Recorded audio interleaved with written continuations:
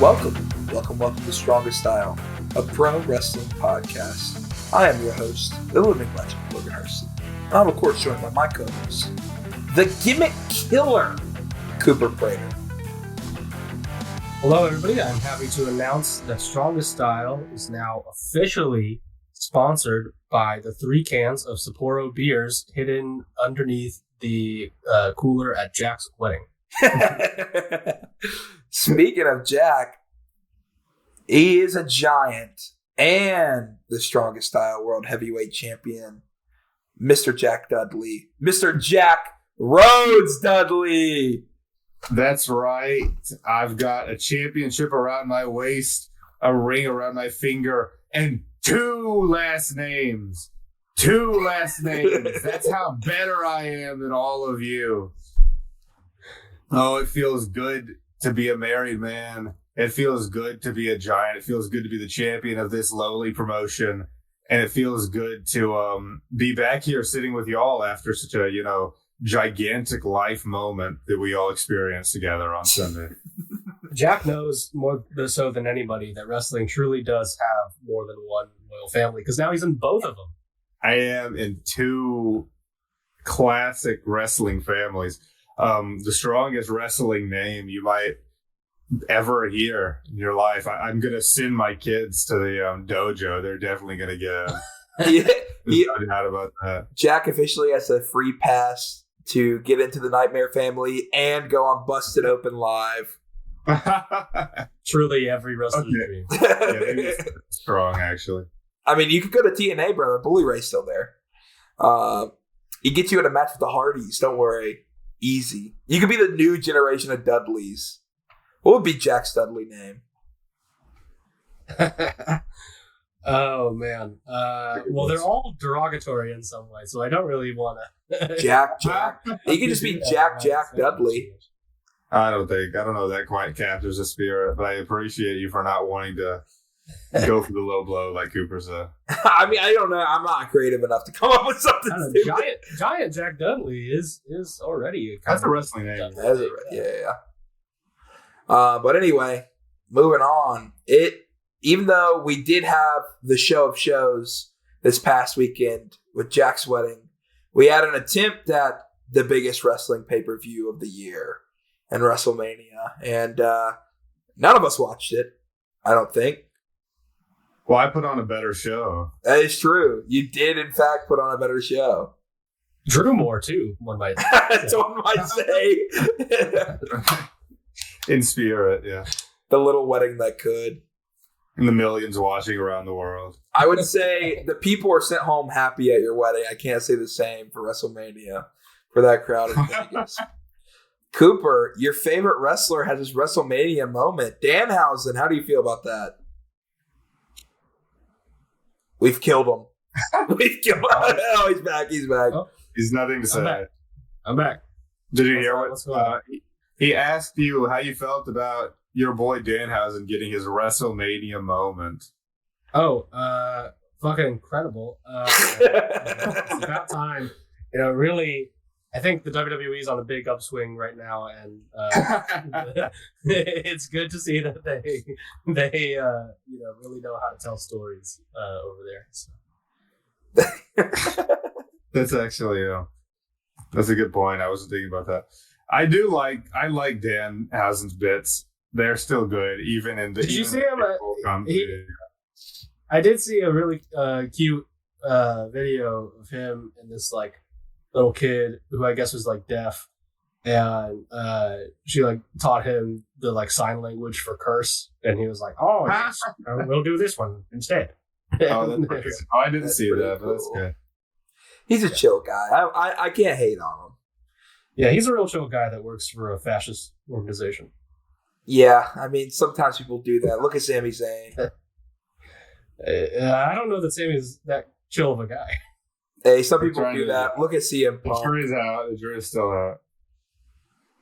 Yeah, it's the worst part where WWE wrestlers do things that I think are somewhat inherently good, but then work for WWE. The whole Punk tribute thing he did in his entrance, which I thought was pretty cool. And then it's oh yeah, You wrestle for that company, and you're that guy.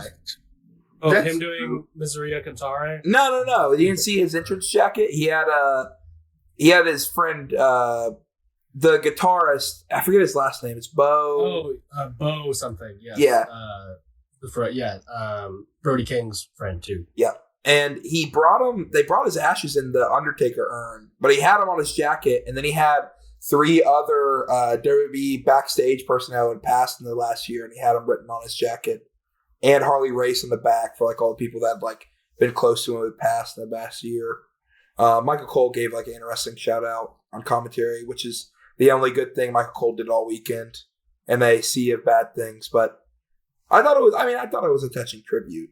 And then, he wrestled for WWE, so it all. Yeah, that's true, but that's also, that's true of every, celebrity. Cooper points it out every, sort of time it comes up.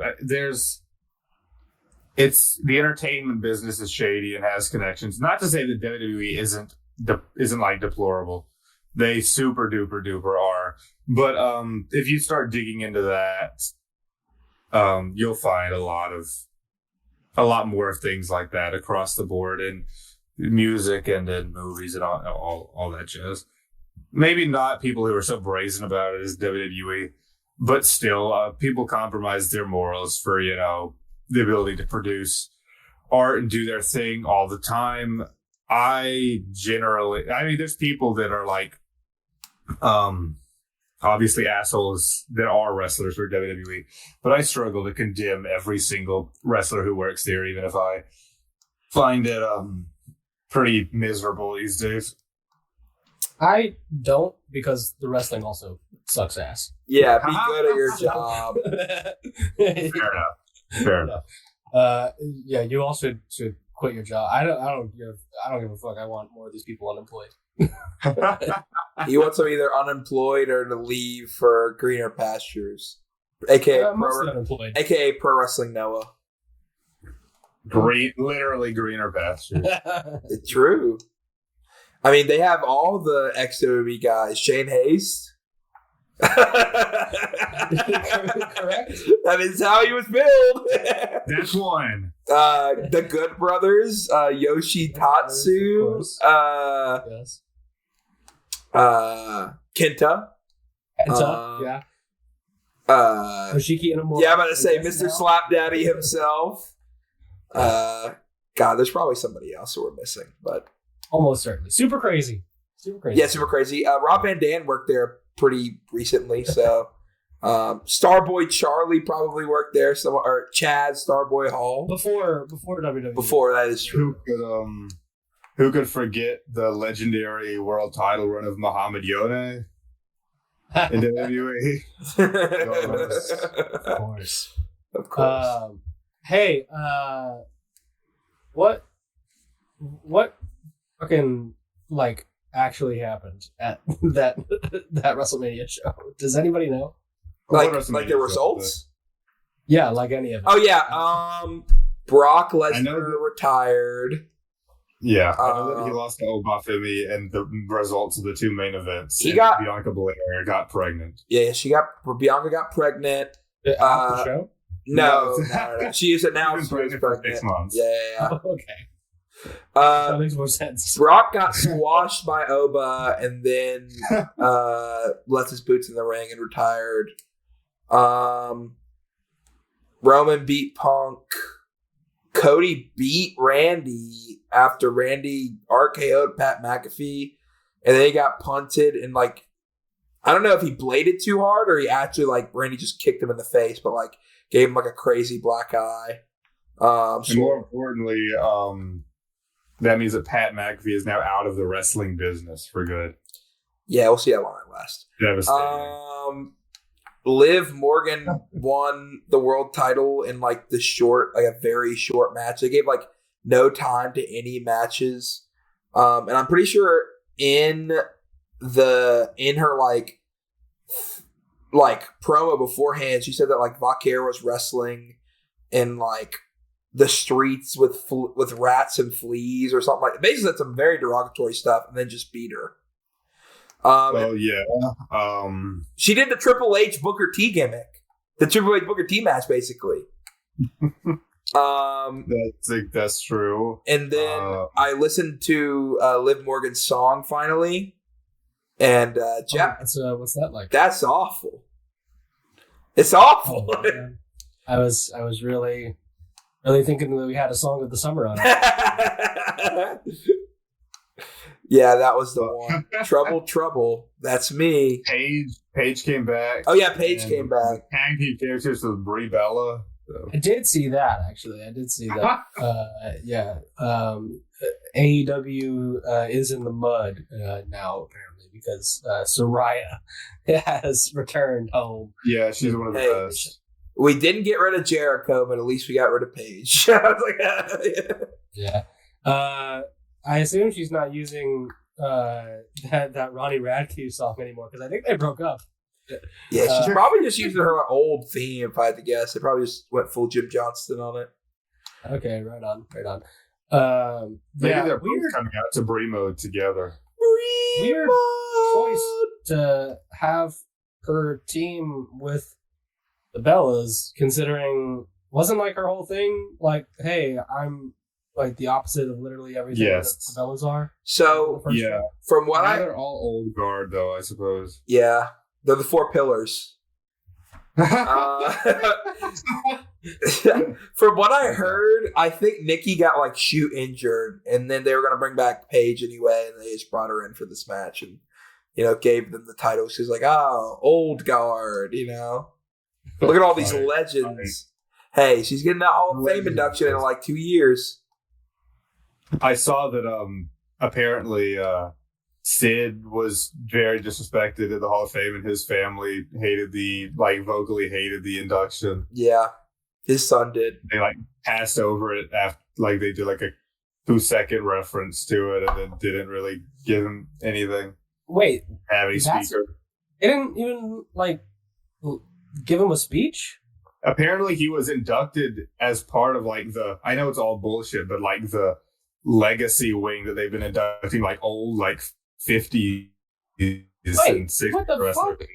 I know. That's so stupid. It was a big thing, and people like his son, I think, took to Facebook and Twitter and was very tilted about the whole thing. Yeah, I thought he was an official well, they announced it like that. Yeah, they announced it like that, and then seems like something happened, and then Stephanie McMahon got a 2-hour long, 2-hour long speech where they all chanted "Thank you, Vince."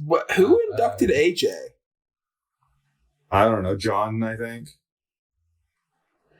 I don't. Wait, AJ Styles is in the Hall of Fame now. Yes, he was the other guy. Oh my gosh! I gotta go back and watch this. He was inducted by the Good Brothers. Are you serious? Yeah. Oh my god, he won! That's awesome. That's funny, man. Oh, I never even. No wonder I didn't see anything from the Hall of Fame because no one cares about my boys. Yeah. Yeah. Okay, so I found the thing. Yeah, so he said maybe this is his Sid's son Gunnar Udy. He said, among other things, maybe if we had waited another 20 years until all those jealous, insecure ex-colleagues were gone, the ones who could never match his athletic ability, his looks, or his unbreakable willpower to tell them no, he would have finally gotten the full induction he actually deserved. That's goddamn right, brother. Yeah. Yeah, he's pretty pissed. Yeah, I mean, obviously, being his literal son, I mean, I'm sure he feels more pressed about it than anybody, but even just from a casual observer point of view, I don't see how you can not find that just incredibly disrespectful. I mean, Sid was fucking, say whatever you will about the guys wrestling, but he was the top draw literally everywhere that he went. He was a WWF and WCW world champion. Yeah. Fucking I think was it what's that statistic? He's the only guy to main event WrestleMania against Hulk Hogan like twice or something. Oh, I'm not sure. Right, but something like that. Let's see. It's something about his main events because he main evented against Hogan and against Taker. But I'm gonna look. Y'all keep talking, but my stat brain is curious now. Yeah, I think Cooper has frozen and died again, bro. Yeah, it looks like it. But yeah, something insane. I don't know. WWE Hall of Fame sucks. Apparently, they're doing this for like everyone now. Like, I think if they're just like, if the person is dead, they just do it like that. They just don't do it like that. I think like it said like if Bray went in, he had to do it like that. Cooper's back. I'm back. Pretty ridiculous, yeah. Yeah. From what I heard, they're just doing everybody like that now, which is terrible. Like anyone that's passed before they induct. It was already blatant, when they would induct a guy they didn't like after death, but this makes it even more so. Yep. So there you go. For sure. Just crappy stuff.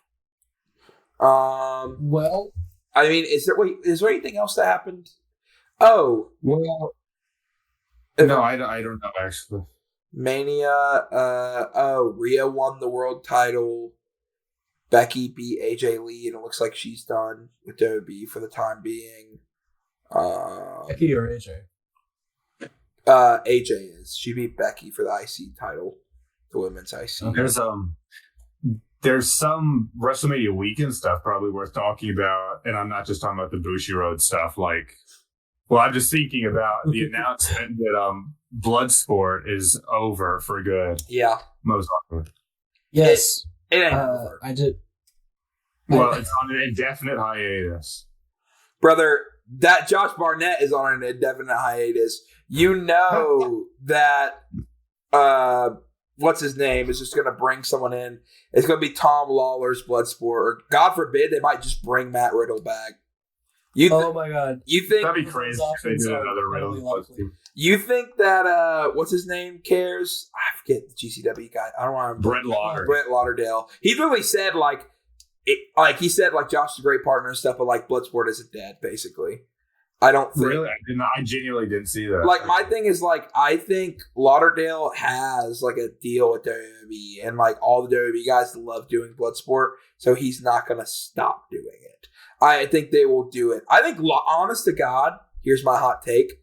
I think there will be a mini GCW collective in Saudi next year.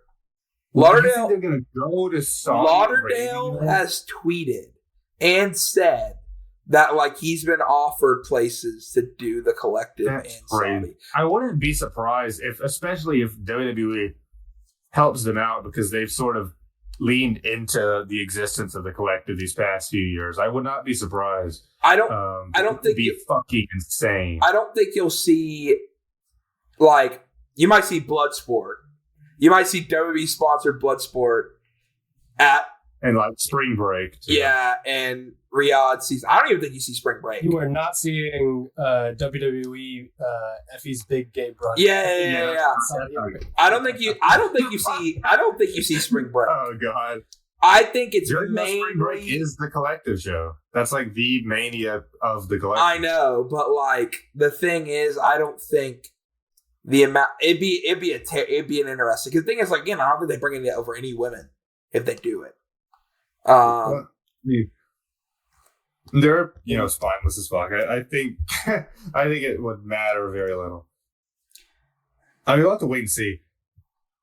It would probably, in my mind, just be more likely for WWE to just fucking buy GCW outright and then just use the branding for their own shit. But that's awesome. That's that. Honestly, it's time for NXT 2.0's Joey Janela's Spring Break 20. Dude, they would call it WWE Evolves Joey Janela's Spring Break. Exactly. With the Evil Gay and Chaz Starboy Hall. And it's Gall. It's Gall. You can't forget him. Yeah. The Bloodsport shit is, I think, more interesting Partially because, I mean, yeah, that is the one really that, like, they have definitely put the most of their efforts behind. Fucking Nick Khan and Triple H are at every one of those shows now, like literally like in the crowd or behind the curtain, and that's the one that gets all the main roster. The wannabe shooters that are spending their days, I don't know, otherwise in AAA or in whatever the fuck Natty Neidhart's doing. So like they obviously, I think, view it as like a fun little outlet for those guys. But like they've also like done like the NXT Underground shit, like before that. They very clearly want to have, I think, like a hardcore, like serious shoot style kind of thing, and can market WWE product. For Josh Barnett has been very much kind of vocal in that WWE never like directed him creatively for the shows, which I mean I'm sure is maybe like factually true, but also like let's be fucking entirely real with ourselves. If you are given Pete Dunne and Natty Neidhart and Shayna Baszler essentially like for free, I'd imagine, then you're going to they're going to win. Like that's the implied understanding there from lending those talents, and they did. Like every WWE talent I think has won their Bloodsport shit. I don't know, maybe Charlie Dempsey took a fall one time. I don't know. I think Dempsey lost like once maybe. Sure, but like also he's an NXT kid, so like who cares what the fuck he does? Yeah, it is still even different. But like Barnett, I think in his statement about ending it, it's weird. I think he viewed it like it was his own promotion. Yeah. He does seem to be a little bit about it like he about what it was. Yeah, for sure. Right. And he's talking about like, yeah, we would need like offices and more people working on it. And it's like you were an offshoot of fucking GCW. Like right.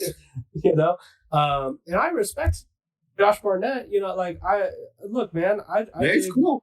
I found some Inokiism, and he, it was like the one good, like, UFC heavyweight champ for a time. And so, like, shout out War Master, but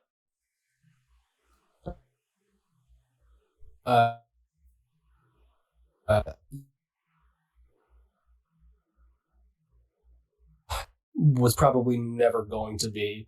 And like, also, I just don't know, like, what would be the point of a like mass market, super popular shoot style promotion?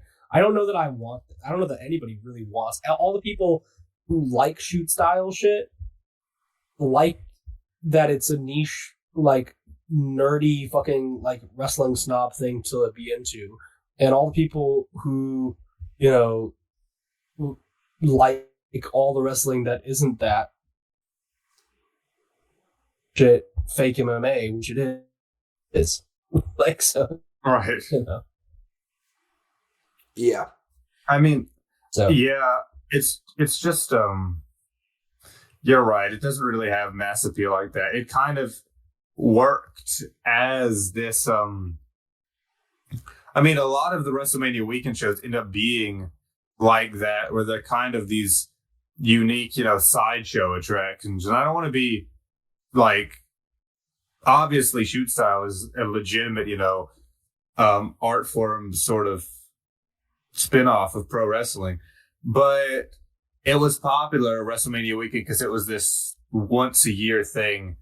it was never so cool when they tried to do it like the rare times where they just did it outside of Mania Weekend. I mean, the Japanese one was kind of cool, I guess.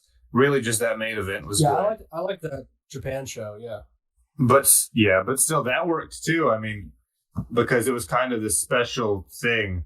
You're right that it was never. It's calling on like the history of Pride and of Japanese MMA and all that kind of stuff, which has its own fandom. Right. It just never would have worked as a long-term thing, and will continue to not work. I think that Barnett is getting a little bit in his head about it. Yeah. And I'll be sad, I think that he kind of made some magic over the years with that, but at the same time, the first couple shows are pretty unbeatable. Yeah. Well, it's funny though. Really, they were special. The funniest thing to all this about me is like Barnett acts like he made it. It's like it started out as Matt Riddle's Bloodsport brother. Now, I will never forget that. I will never forget. All right, you couldn't make him forget. That's as someone who was not anymore before I knew indie Matt Riddle fan, like I'll never forget whenever he went to WWE, I'm like, oh, I guess that's over. And they brought it as Josh Barnett, and I'm like, all right, bro. I'm like, that's cool. He's the better person to have run it. But like, man, Riddle was fucking good. It's sad about Riddle. He was good. No, he's good. A little off topic. The thing about Riddle though is he's a piece of crap. Oh, absolutely. And so that's why. Yeah. But like, I'm not gonna act like he wasn't a good wrestler, but he's a piece of crap. So I don't care that he's a good wrestler. Mm-hmm. It's that type of thing. Yeah. Cooper's eyes like lit up when you said that. You're like, what? This brother is not tuning into the rude dude Matt Riddle on Weird. MLW. Right. Yeah, I need to start watching MLW for Cozone and be like, let me tell you how awful Matt Riddle is now. And the Good Brothers, or are they not there? The Good Brothers are there. The Good Brothers are. Yeah. They're there. They're there when they're booked. Yeah, they get booked pretty often, man. The Good Brothers, they got the deal with Don Gatto Tequila, brother. They're there. They're facing the skyscrapers. There's just Bishop Dwyer and Dijak. Yeah. I mean, they do have a pretty cool roster, to be honest. It's just also full of shitters and evil people. Yeah, if you want to see Austin Aries versus Low-Key in 2026, MLW's your place. They're hooking you up. It's true. Yeah. Actually, I think even Low-Key it was too much for them now. So I think they might have crossed him off. Low-Key wrestled somewhere recently in the Hitman outfit. Do you remember what I'm talking about?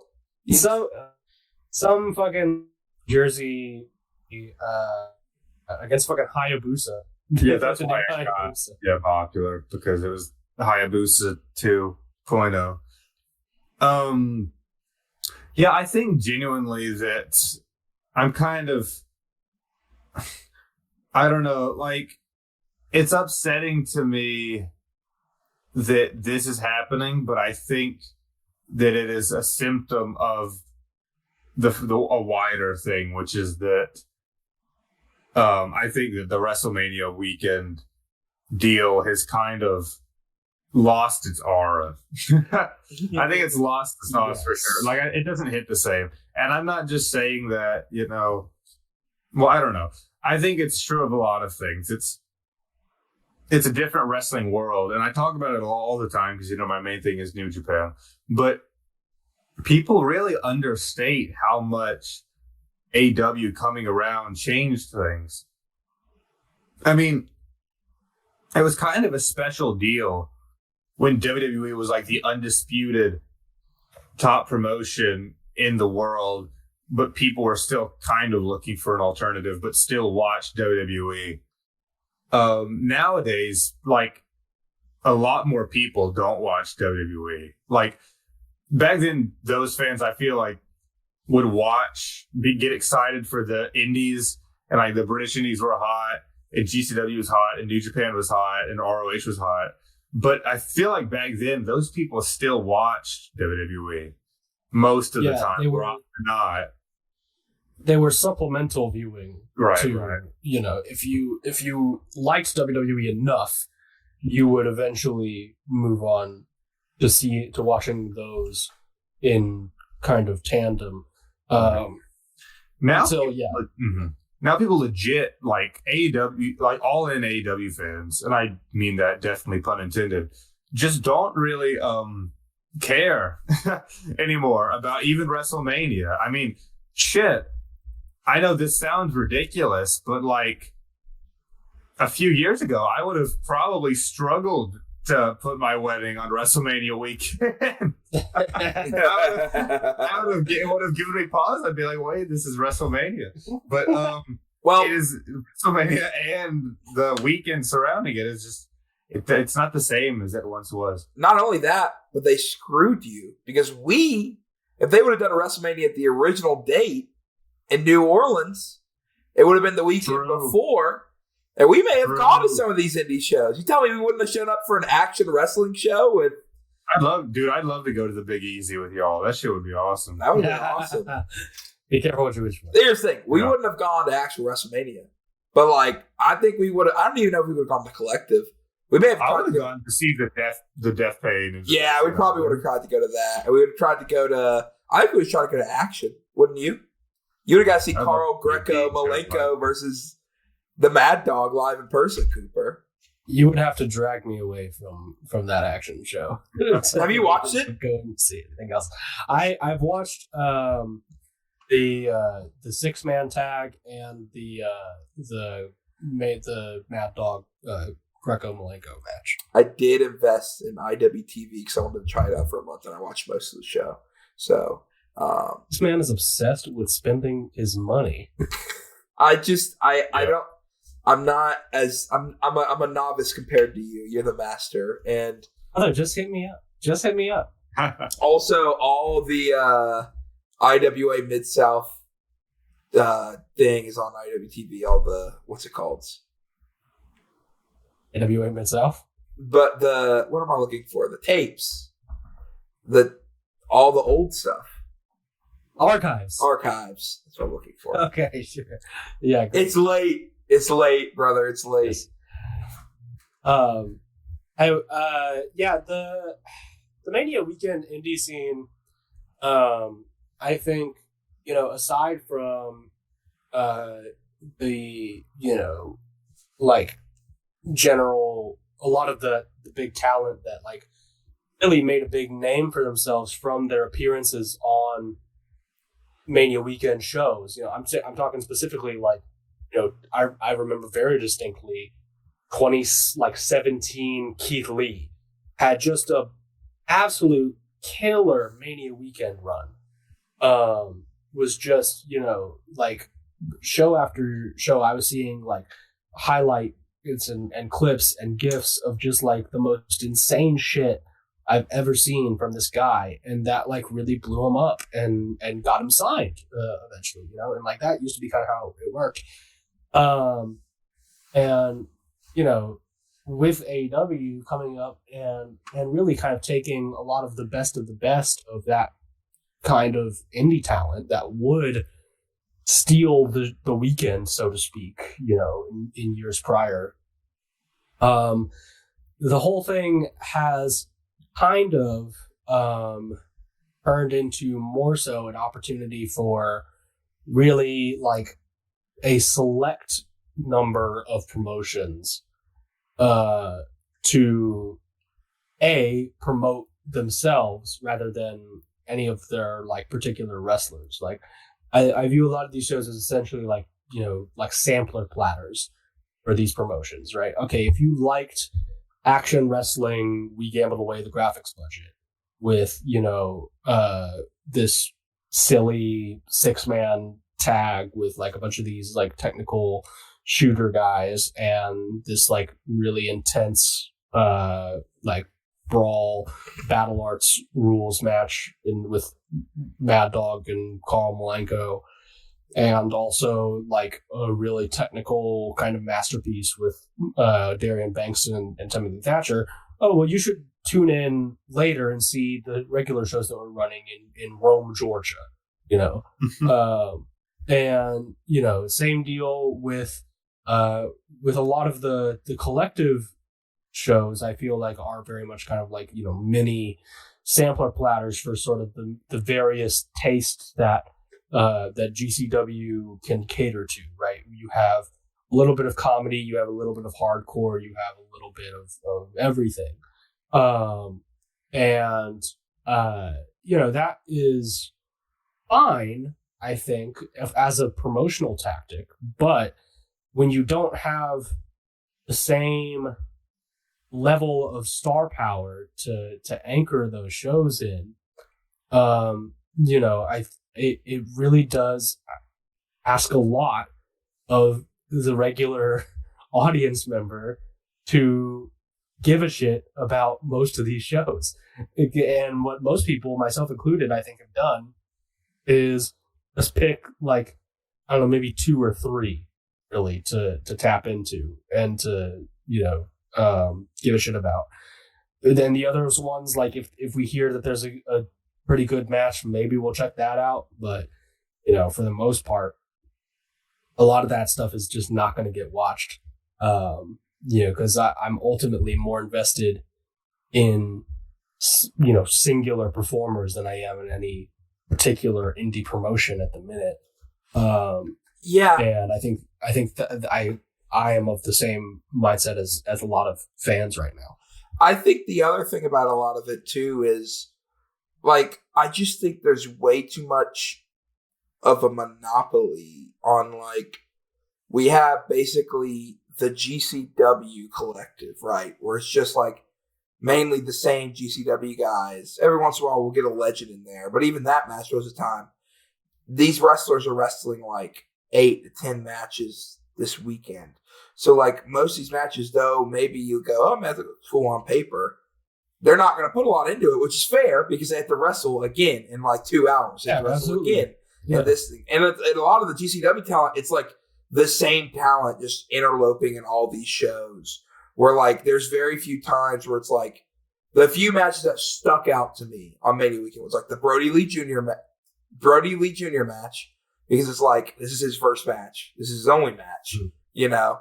Apparently he was pretty good. Yeah, from what I saw, I thought he was very, very good for his age. I think he's going to be a very good professional wrestler when he grows older. I think he's all right now. You know, I don't think he's like, oh my God. I wasn't blown away as everybody else. I thought it was really, really good. But again, he's like a 14-year-old. So like I couldn't imagine doing what he was doing at 14. And he stiffed Joey, which I thought was awesome. But like, and the few promotions that I feel like genuinely have their own like idea or ideology or like stand out separately, like West Coast Pro doesn't air until Friday. You know, that's only for the live crowd. Mm-hmm. You know, like a Marvelous show, which I would have been interested to see you in the States and I heard was very good. That hasn't aired yet, you know? Yeah. The Action Wrestling show didn't get uploaded until the other day, you know, like till like yesterday. And so like for a lot of these GCW things, it's just like if you've seen one GCW show, you've seen them all when it comes to this WrestleMania thing. I feel like before it was like a bigger deal when it started, but now it's just like, all right, check in on GCW, you know, and if you've never seen GCW, you might enjoy it. But like if you've seen GCW, you know exactly what you're getting into. And they've, if anything, cooled off in the last couple of years. Like they still put matches that are interesting. And like if you're in town and you want some wrestling on the weekend, like sure, knock yourself out. But like I don't think there's many like diehard, you know, this is GCW type things. And then for every other collective, it's like like if you look at Triller, like unless you're selling, if you're selling the high seats, you're selling high seats. But like I'm not going to pay $20 for House of Glory Wrestling, brother. Like I'm sorry.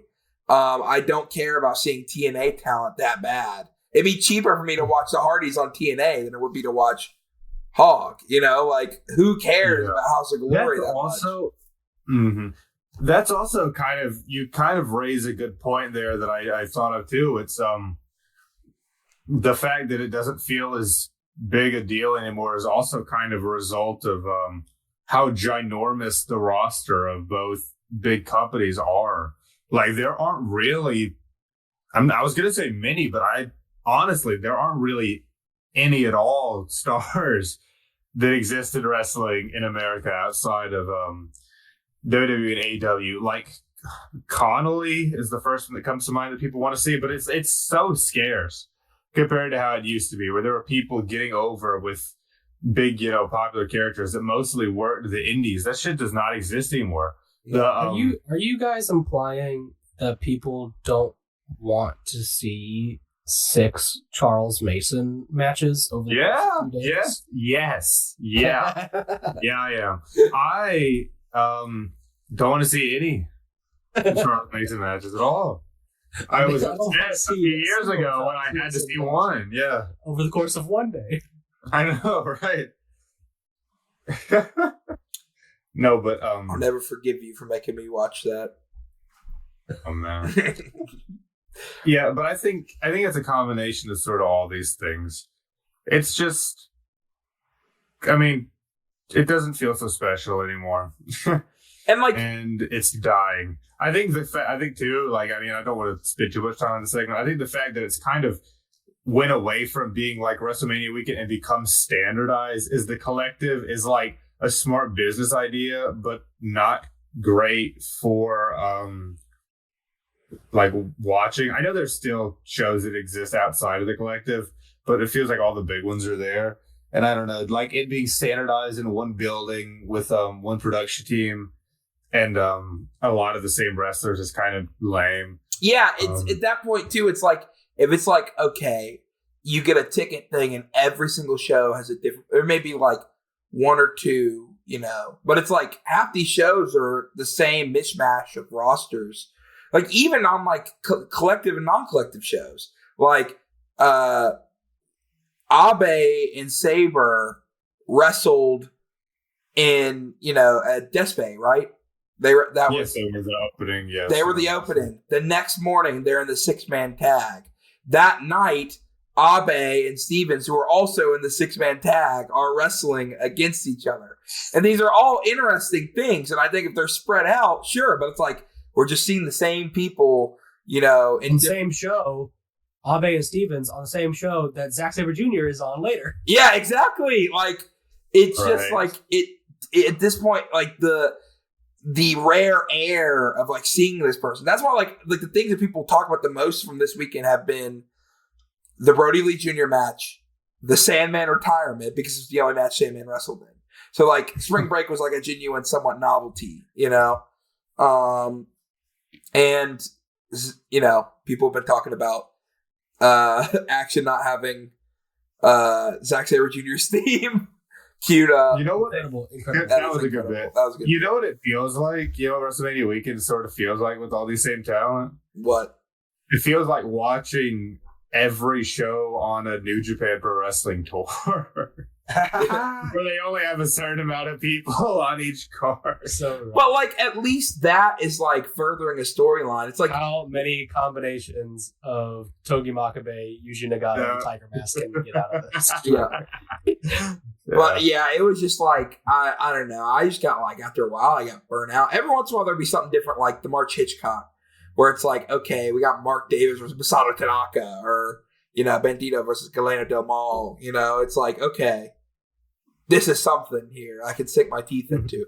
And like, those other matches were bad. I mean, I watched both Stevens and Abe matches, and I planned on getting around to Despe. I just didn't have time, But it's like, this gets me less and like amped to watch all this stuff. And like a few things that I was interested in, like the CMLL show, was behind a paywall that I didn't want to pay $20 for. It's like I'm be honest. Who is going to buy House of Wrestling's $20 show? Who is that for? Or House of Glory? Like, who's spending that money? Oh, House of Glory. I guess I don't know. From NY, or is the commentator guy for that?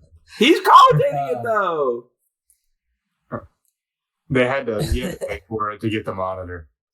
It's just coming out of their budget. Right. Yeah, like I think that the standardization kind of thing is sort of like just the industry's natural response to the kind of mass talent hoarding that has happened in recent year.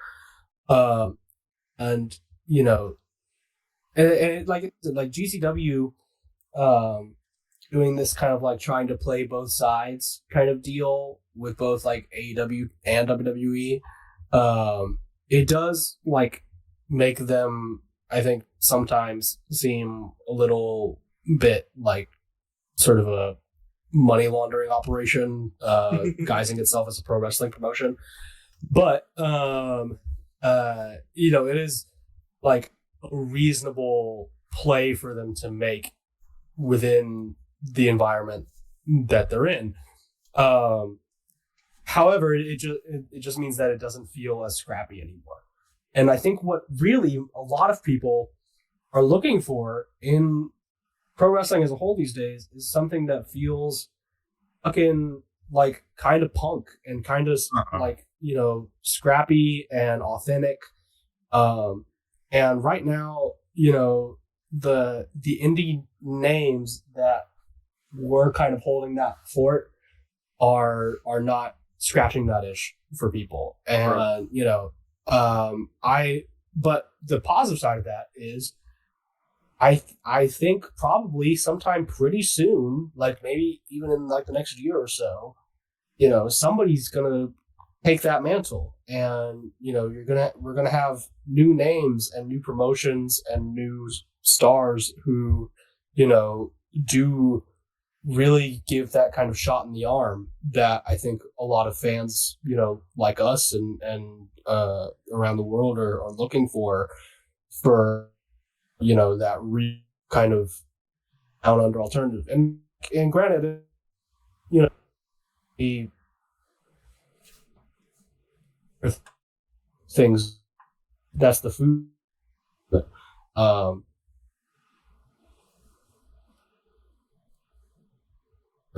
which hopefully will lead to the beginning of another.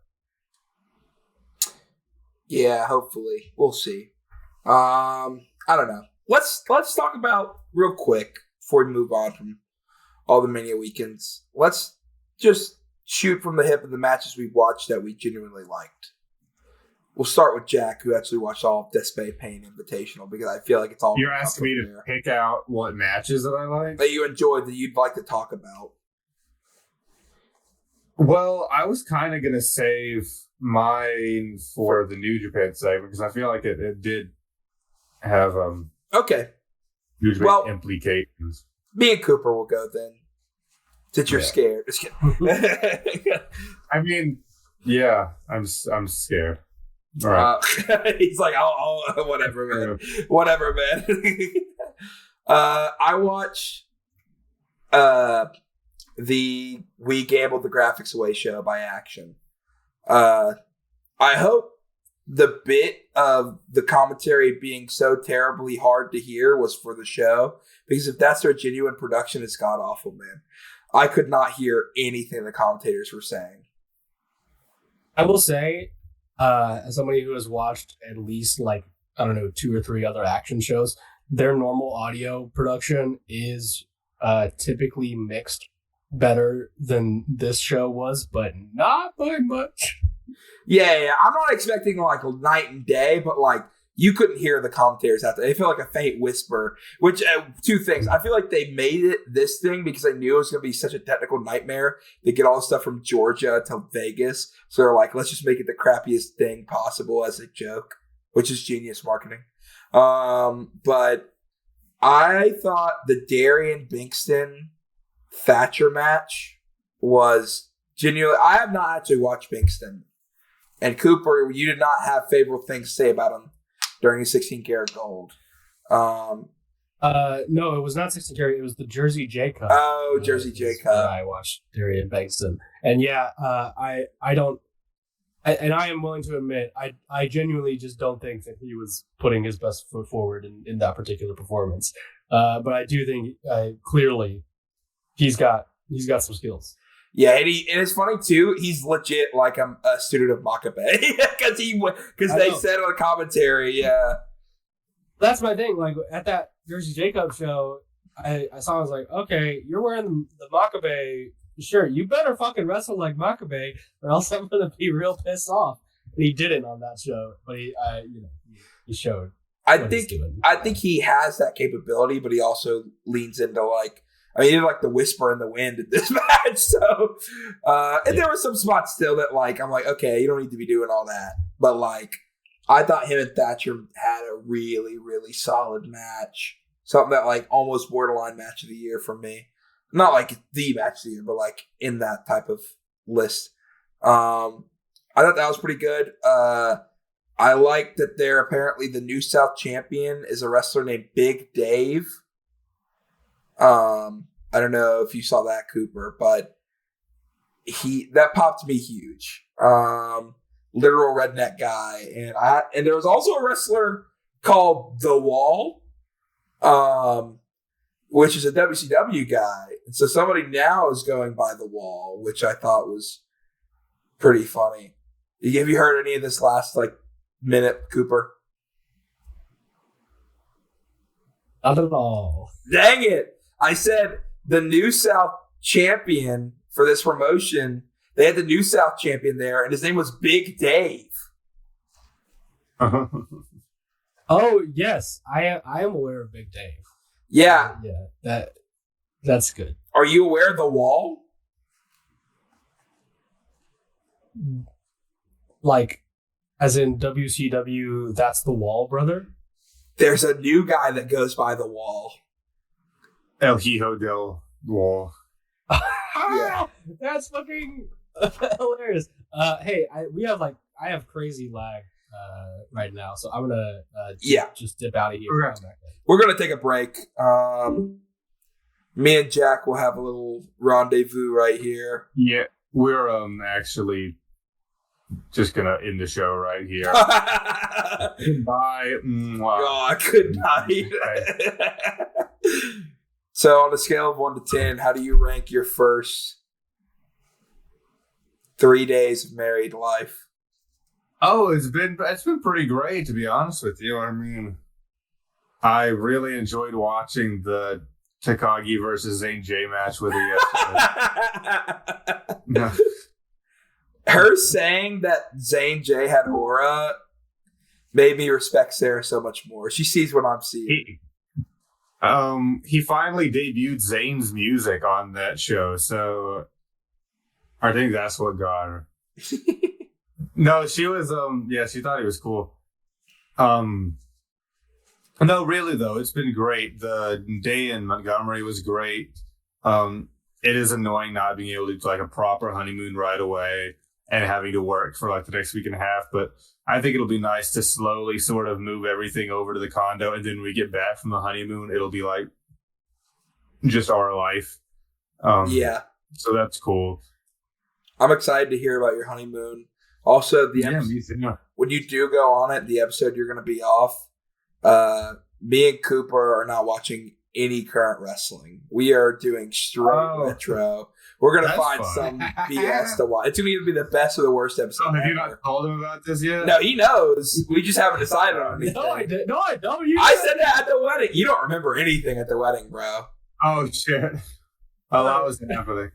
But it was a long time ago. But No, that's fair. So there's The Wall, right, Cooper? And apparently... Yeah, tell me about El Hijo del Wall. El Hijo del Wall looks like Big Dave. He just looks like Big Dave, but with like better hair and a more trimmed beard. And so I see Big Dave, and I'm like, all right, I gotta find this guy's Instagram, right? And I start looking up, and Big Dave and The Wall were in this like scramble match. It was like Bobby Flacco was in it. The Wall ends up winning. It was a nothing match. It was whatever. GCW type scramble.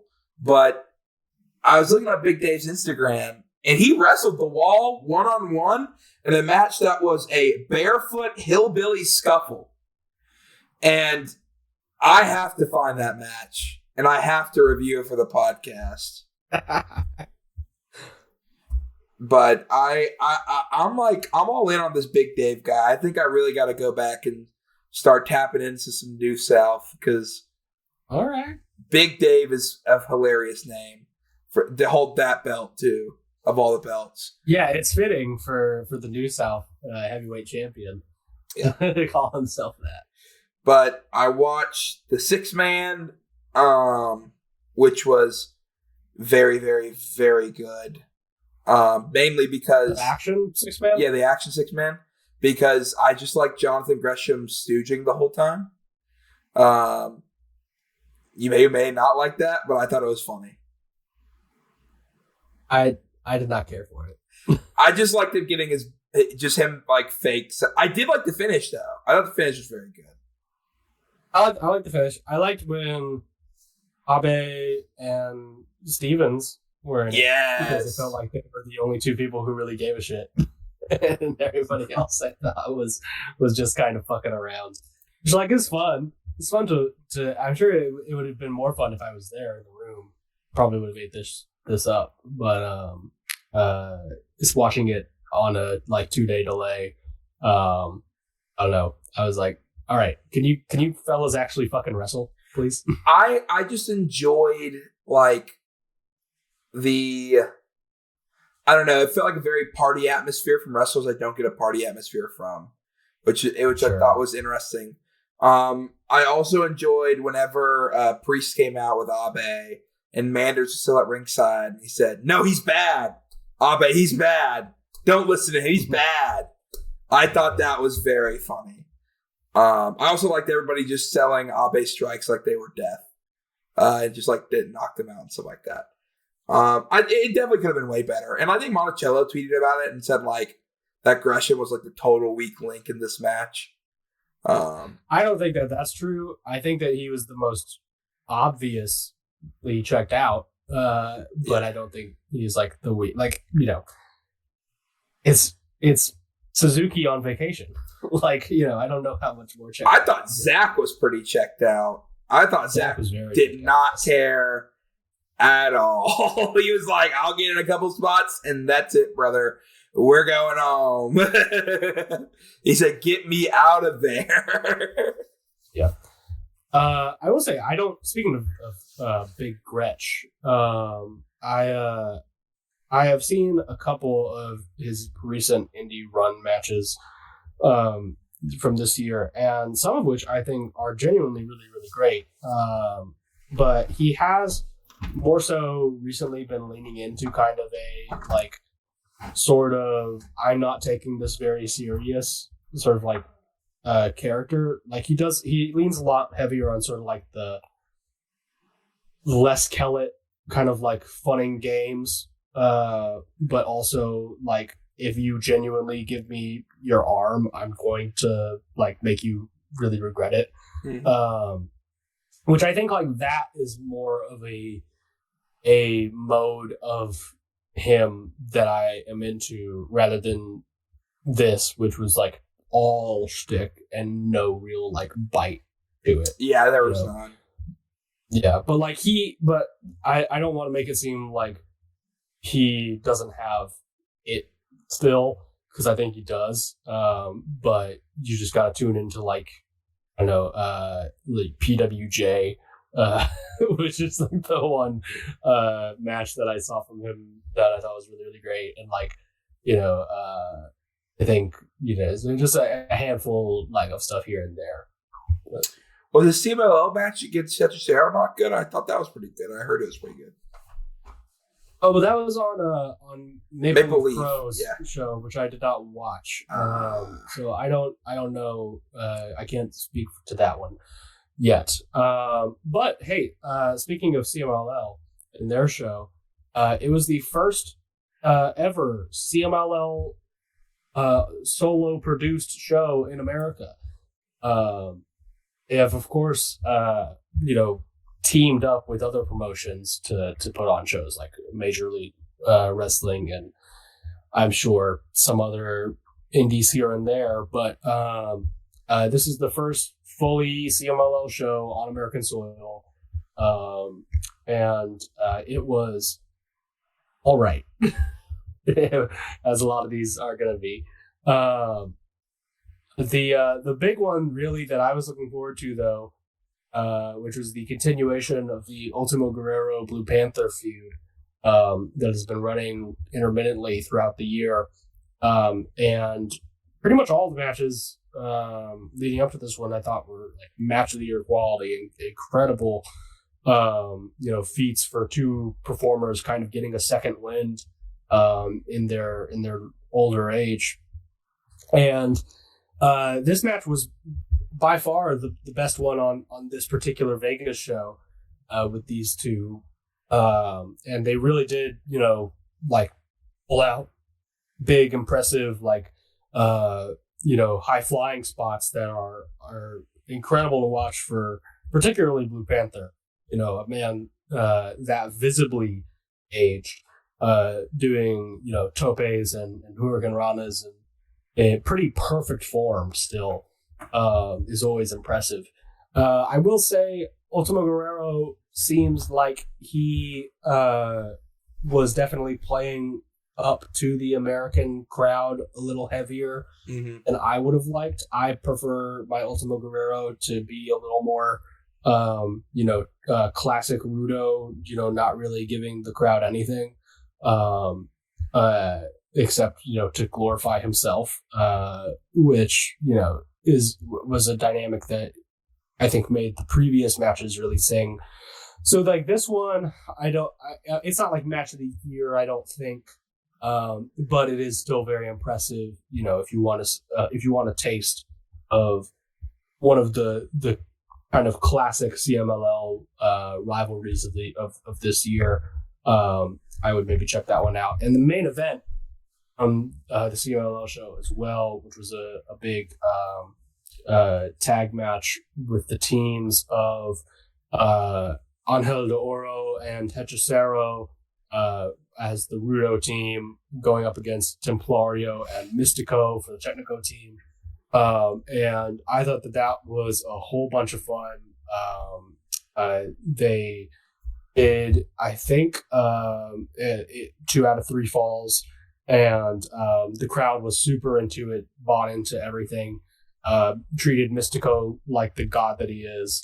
And, thank God that the Las Vegas crowd was not like so horribly smarky that like they, didn't like pop huge for La Mystica.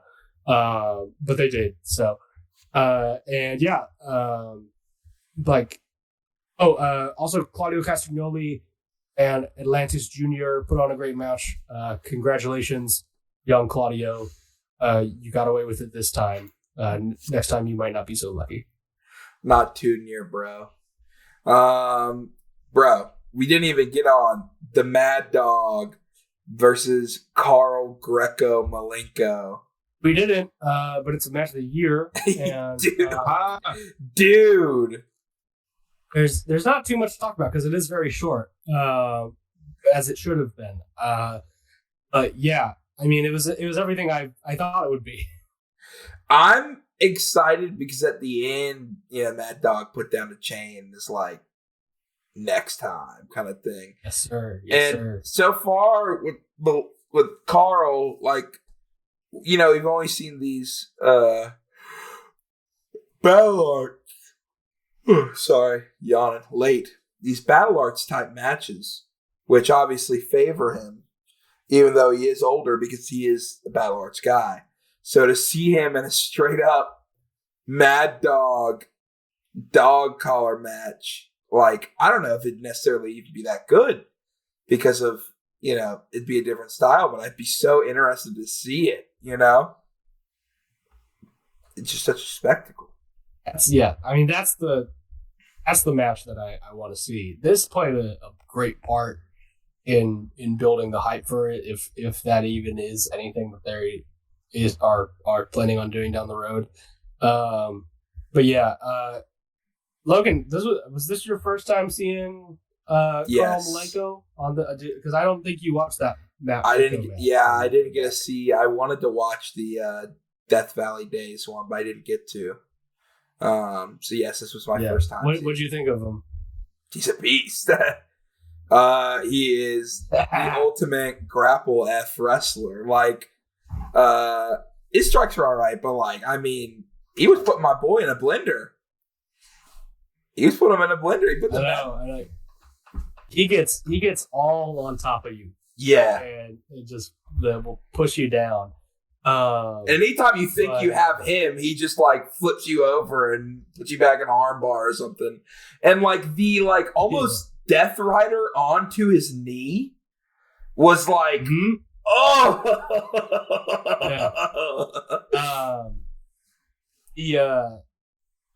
I mean, the Clash of Styles thing is what made it so interesting. You know, just when they announced it, I immediately like saw in my head the kind of match that they could have, and seeing Mad Dog in particular in this more confined style, I thought was an interesting thing too. Like, you know, I think that is part of the magic of it, and why I like it so much is it shows a new dimension to him, and he is willing to play along, you know, to a degree with, you know, a more confined rule set. But he inevitably is going to get, you know, pissed off at some point, and you know, he'll want to go back to that old comfort blanket of a dog collar that he has. Yeah, I mean, it revealed interesting things about Mad Dog, I think, putting him in there with Carl, which, like, you know, not all of what I think Mad Dog is partially such a like singular talent on the indie scene right now because he is so like willing to you know, take a loss if it, you know, contributes to the overall kind of story that a promotion is telling. Like he very much is kind of like an old journeyman, like, you know, very much like he'll just go from town to town. You know, either he'll help elevate your top guy, or you know, he'll be your top guy. And that's a kind of role that nobody else is really filling right now, at least not that I can see notably in the American scene. What's funny to me is that, like, you know, he doesn't have that many, like, this is like the ultimate guy that I think would like have like so many GCW matches, but like he hasn't, like, he really has truly stuck with that journeyman. Like, it feels like he can pop up anywhere. Like, I wouldn't be shocked if this guy is in the next Despe Invitational. This shows up. Oh my god! Like, oh my god, that would be incredible. Yeah, he'd be great. That would. I'd love to see him versus like anyone that frequents the Despe shows. I'm in there with Takeda would be cool. Yeah, I was going to say Takeda would be cool with the big ass scissors. That'd be awesome. And then they could do the chain versus the scissors. That's real wrestling. That'd be good. I think just imagining him and Despe in a dog collar match where he like rings at Despe's mask would be such a cool visual. But yeah, I don't know, man. He's a beast. He's awesome. And if you look at like his cage match too, you'll see it, like the amount of different. And this man wrestled Eric Stevens on the final impromptu style. You know, you were there. You were there. We were there. That's still insane, man. We lived our truth. Anything else you want to rattle off from this Mania Weekend, Cooper? A lot of mine are just like, I mean, obviously like Mark Davis or Sonic Tanaka was, dude. Awesome. I still need to watch it. The only stuff that I watched otherwise was a small handful of Bloodsport. ones, oddly enough, that we were talking about it earlier. And really, I mean, the big one that we were all hyped for, I think, was Eric Stevens and Abe. And they for sure had, my favorite match of the ones that I saw from Bloodsport this year. Stevens in particular, is just in a really good lane right now. I really like his drive, and it shows in every match that he's taking, making his age and also his entirely different physique now such a core part of his presentation. His stuff I think is always kind of must see for me. Also on that same card, Miyu Yamashita went up against this person, Janai Kai. Yeah. Who I don't know that we've ever talked about on the show, but I've seen a little bit of her stuff. I think she was an MLW Women's Champ at one point. She's in was it Cobra that's in MLW? What's the faction with Suzuki? Contra. Yes. With Suzuki and Kushida. Kushida's in that back. Oh, Kushida. Yeah. Big Fatu back in the day. Yes, yeah. Simon Gotch also is in Contra. Real Simon Gotch heads will remember his MLW run. Yeah, so Janai Kai went up against Miyu Yamashita. Janai Kai has a really interesting look. I think she is really just strange to look at. Yes, and that is a compliment. I do think that wrestling benefits from more interesting kind of character design. I will say it is unfortunate for her that her gimmick seems to be largely based around kicking. I think somebody on commentary called her the kick demon or something. And it is really unfortunate that they pair her up with Miyu Yamashita, who is the one makes Janai's kicks look really shit. Yeah. Which was not to say it was still a good match. I liked it.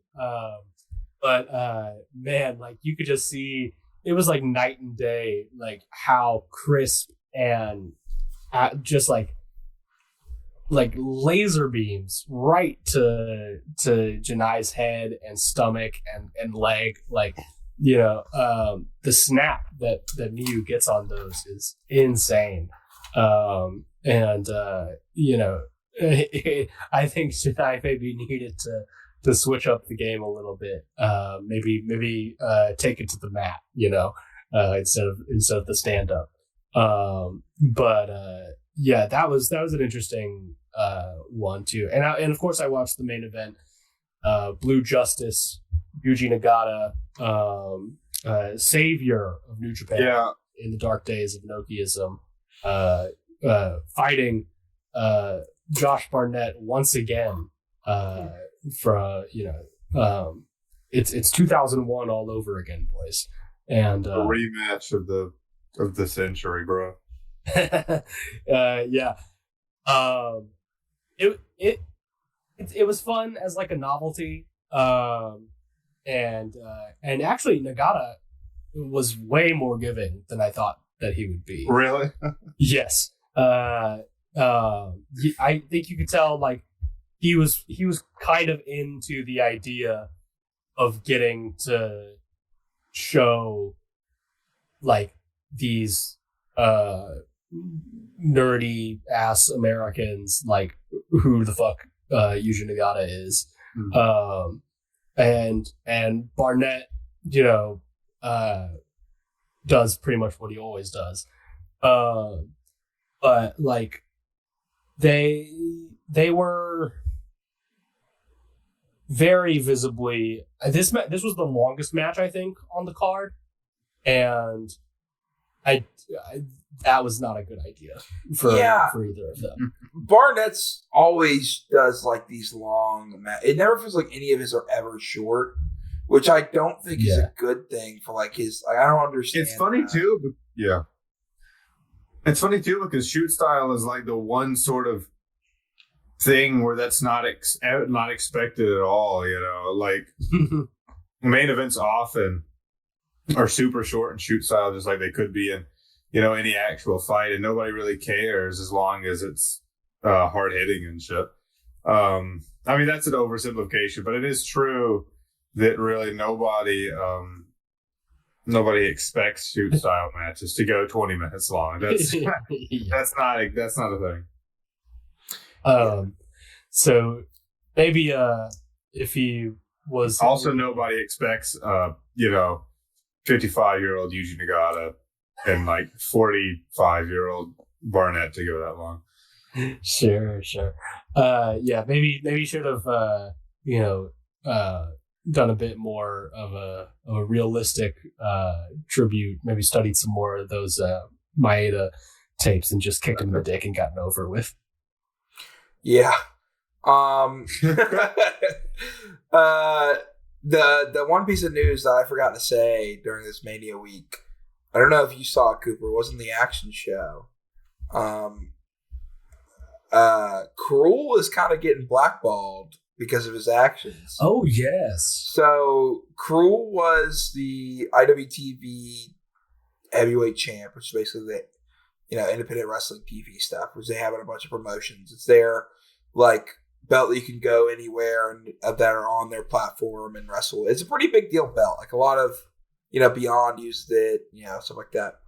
And he only had one Mania appearance this weekend, and he's been like a guy that's like popped up in a lot of those GCW hardcore matches, and especially like a lot of like MLW or House of Glory, or like maybe he's even a collective guy. He's been in a lot of these other stuff, and he basically popped up unannounced to a match to basically get squashed by Mansoor and drop the title.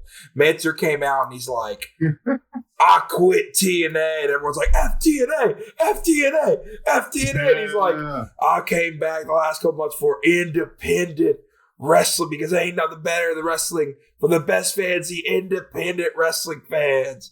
And to be the best is to hold that title. So he's like, so Cruel, you big son of a bit, get on out here, get this A whooping.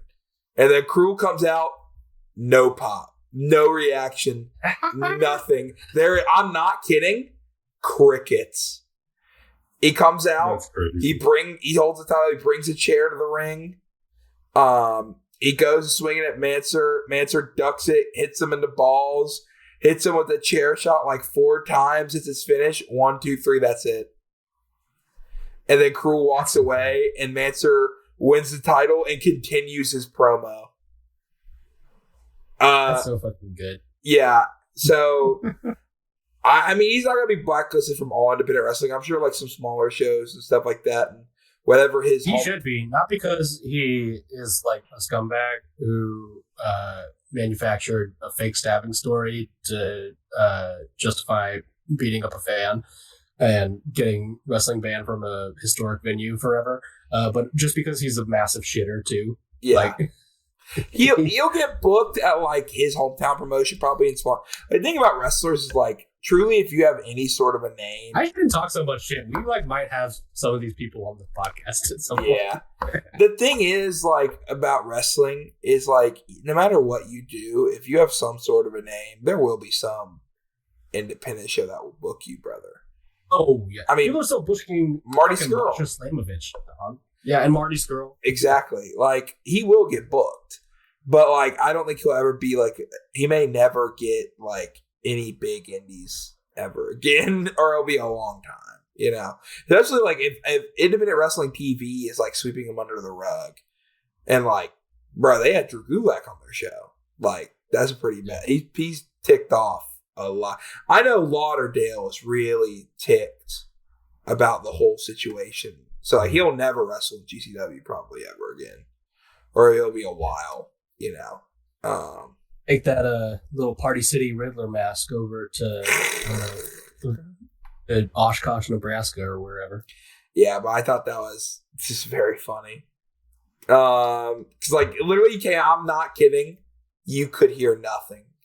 This is the champion, and there was crickets. There was no reaction. It was hilarious. But yeah, that's kind of it for the independent wrestling roundup there, Mania Week. Moving on to a little bit of New Japan Des. Whoa. Yeah, so obviously I was not able to watch as much wrestling as I would like this. Well, I wouldn't say as much as I would like. This week. I was very happy. Oh, if only. Only. I didn't have this thing. I've already got the old ball and chain keeping me from. No, I joke. I did right before sort of the festivities kicked off. I did take a night to myself to watch all of the Death Vegas Invitational. And then just yesterday night, I did watch the second New Japan and Korakuen Hall show, Road to Wrestling Dontaku Night 2, and watched the sort of 2 featured matches from Night 1 with Logan. So, pretty cool. Pretty cool.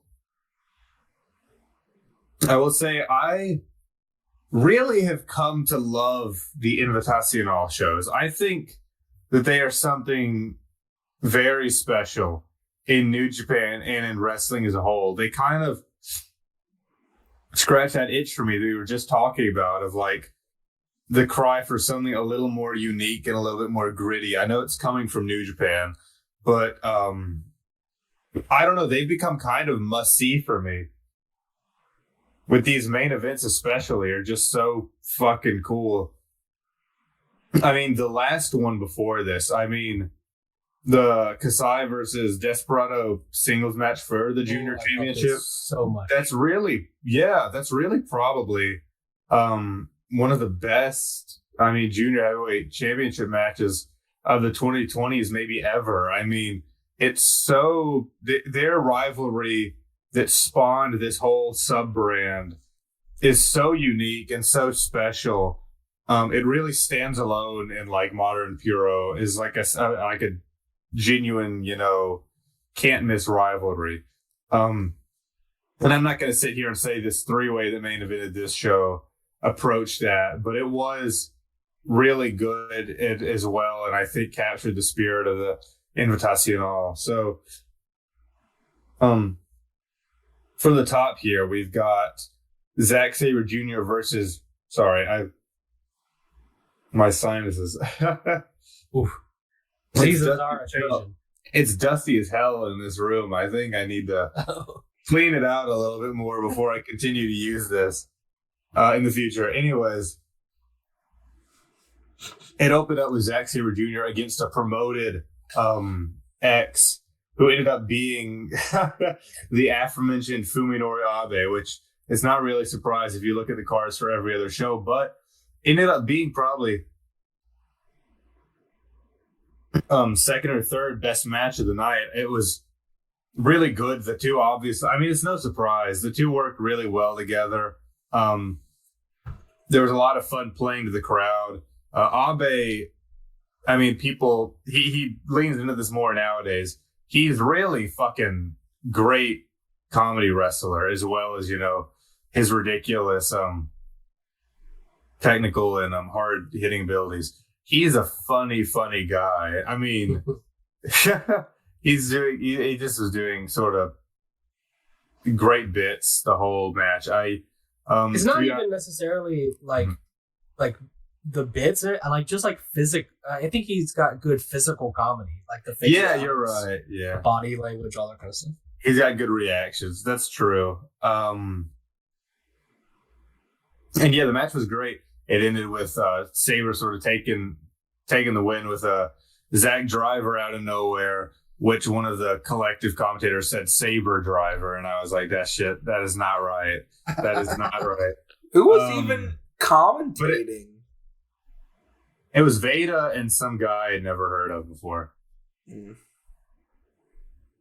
I don't know at all. I don't think it was a New Japan guy. I think it was just some guy that was there for some other show. I'll blame the guy. Yeah.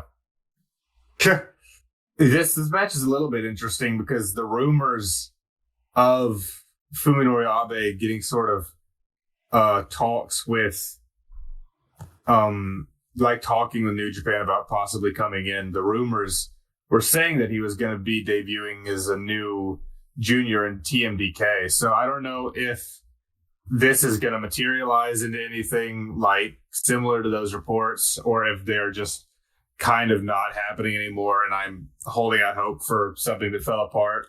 But it is interesting, and this is something that has happened before. I mean, with New Japan debuting new guys, I remember the shit with Robbie X started like 2.5 years ago, maybe nearly 3 years ago now, where he faced Ishimori at a Royal Quest show and then started popping up as his tag partner, and then it sort of spun off from there. So I wouldn't be surprised if this ends up as Abe's sort of ticket into TMDK, but also I wouldn't be surprised if it ends up not being much. Then we had the Drop Dead Gorgeous 3-way tag, which was Busted in the Brain, MXM Collection. Yeah. They cut the worst backstage comments promo after I'd ever seen in my life. I think you were right, Cooper.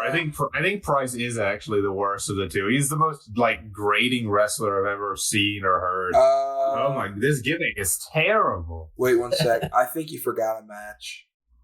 I think you forgot. No, I might be going in the wrong order. Cute, sexy, hardcore 3-way match with your favorite wrestlers, Jimmy Lloyd and Effie. Oh my God, bro. I'm sorry. I did actually skip this one, but it wasn't on purpose. It was because I'm looking at the preview before the show and they did not put them in the right order. They actually happened on the show. No, neither of those guys are my favorite wrestlers. I remember watching that opening and being like, fuck yeah, I love it when they bring real New Japan Pro Wrestling to the States, and then seeing the match card up next for Dragon Gate wrestler Jimmy Lloyd versus Effie, and I was like, fuck. I think I said something like in the, these chats I stay a part of, like, I can't believe I've got to watch a fucking Effie match in New Japan in 2026. But I mean, I totally didn't watch this one. I don't know. I was totally on my phone for the whole match. I remember that they had like some weird off-brand Yellow Brick Road like stock music because they didn't play his shit on the New Japan broadcast. And that's the only thing I remember from this match. I mean, they did some hardcore spots. It wasn't anything crazy. I think everyone kind of held back because of how crazy they got in the main event. So there you go. They were there. That's all I can say. But then the Drop Dead Gorgeous 3-way tag was the Bust in the Brain versus MXM Collection versus Kushida and Yamato. And this match was actually a lot of fun. I really liked all three teams, even if I think Bust in the Brain kind of stink. They're fine at wrestling, I suppose. And MXM Collection came out doing like full Milano Collection AT tribute entrance with the invisible dog and some fits. Yes. Where I was like, oh yeah, that made me smile. I forget the name of the guy or the name of the dog. It used to be, but they did that whole gimmick, and then after they lost, they complained backstage about how it was the dog's fault for bringing bad luck. I can't remember. So I'm gonna amazing. Yeah, it was really good. I like how those two are like doing their crazy WWE gimmick while also being unabashed, nerds of all of wrestling. It's very fun. I mean, former friend of the show, and Mansoor over there, super good friends with Cooper historically. We had a falling out. That's Milano's dog was called Mikaru. Mikaru. They brought Mikaru out to the ring with them. I think like I was probably the only one watching the broadcast who got the reference because you weren't watching, Cooper. But it did happen. And yeah, Kushida and Yamato are a cool team. I like Yamato. He's one of my favorite Dragon Gate guys, even if he's an old fuck nowadays. He's still very good. And Kushida continues to be probably one of the most underrated wrestlers on fucking planet Earth. I wish that he did not have that weird half falling out with New Japan. Because him doing mostly work in like the States and MLW and whatever else he does him a great disservice, and him only doing like 3 or 4 tours a year also does him a great disservice. Right. I just wish more for the guy because, again, I think it's one of the most jackcore wrestlers out there. I love everything he does. It's so weird they basically just keep him on speed dial for Super Juniors. Like, I know. What's the point? Yeah. Like, do you hate him or do you want him to, I know, be in your division and hold down something? I don't know. Well, there's a lot of guys like that. Like, they had similar beef about like difference between, junior versus heavyweight with TJP for like 2 years straight, but they kept on using him. And then finally he was the one who sort of got frustrated enough to quit. I think even if, like, you'll only ever leave New Japan if you're pissed enough to leave. Like, I feel like once you have a connection, even if they're a little hostile towards you, they're not going to tell you. I guess, that's kind of Japanese work culture in general. We've talked about before. They'll let you keep coming to work. Just sort of phase you out a little bit. Make you want to quit, but I guess Kushida sort of has the Mark Henry style iron will. He's not backing down. Y'all know that reference, right? Or did I just say some? Have y'all heard? Do y'all know what I'm talking about? I feel like I'm reaching way into like the fire cabinet for this. That was a difficult one. Yeah, I don't know why you just said. Say it one more time. Back in the day, there have been rumors. I don't think even rumors. I think it's actual like interviews, like shoot interviews that Henry did, where he said that the whole like sexual chocolate gimmick sort of started because WWE thought they were gonna like him a whole lot more when they signed him like fresh off the World's Strongest Man Olympian shit. They thought he'd be a bigger star than they really ended up wanting with him. But they signed him to a seriously like lucrative 10-year deal right at the beginning. And so they did all these things with him in the Attitude Era, basically trying to get him to quit out of the deal that was way too good for the caliber of wrestler they ended up being. That's awesome. Yeah. Anyways, that came to mind. Kushida and Yamato picked up that win, if I remember correctly. Yep. Yes. And then we had the House Rules hardcore. That is not House of Torture rules. It was actually Gato and another soon-to-be Best of the Super Juniors contestant, Daisuke Sasaki, versus Gringo Loco and Joey Janela, the GCW team.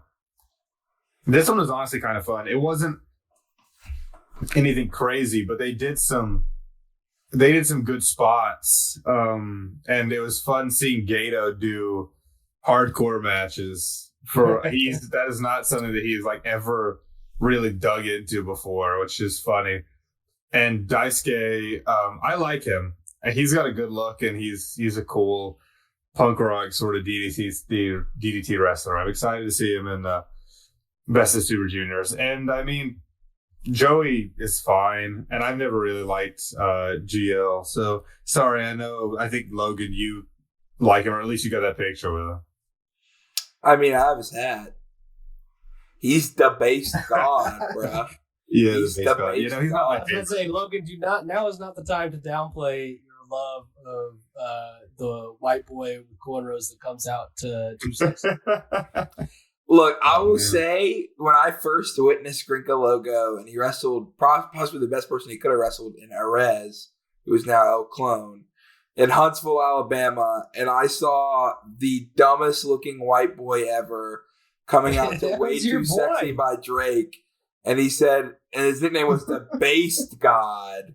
And then he said he was going to kill Arez with a chair. I might have thought it was the funniest thing I've ever seen. To the point of like, and when I talked to him, like, I realized that when I bought the hat, you know, a lot of people say like, you know, the wrestler's gimmick is not like that far from them. A lot of times just like a heightened version of themselves. That's true for Gringo.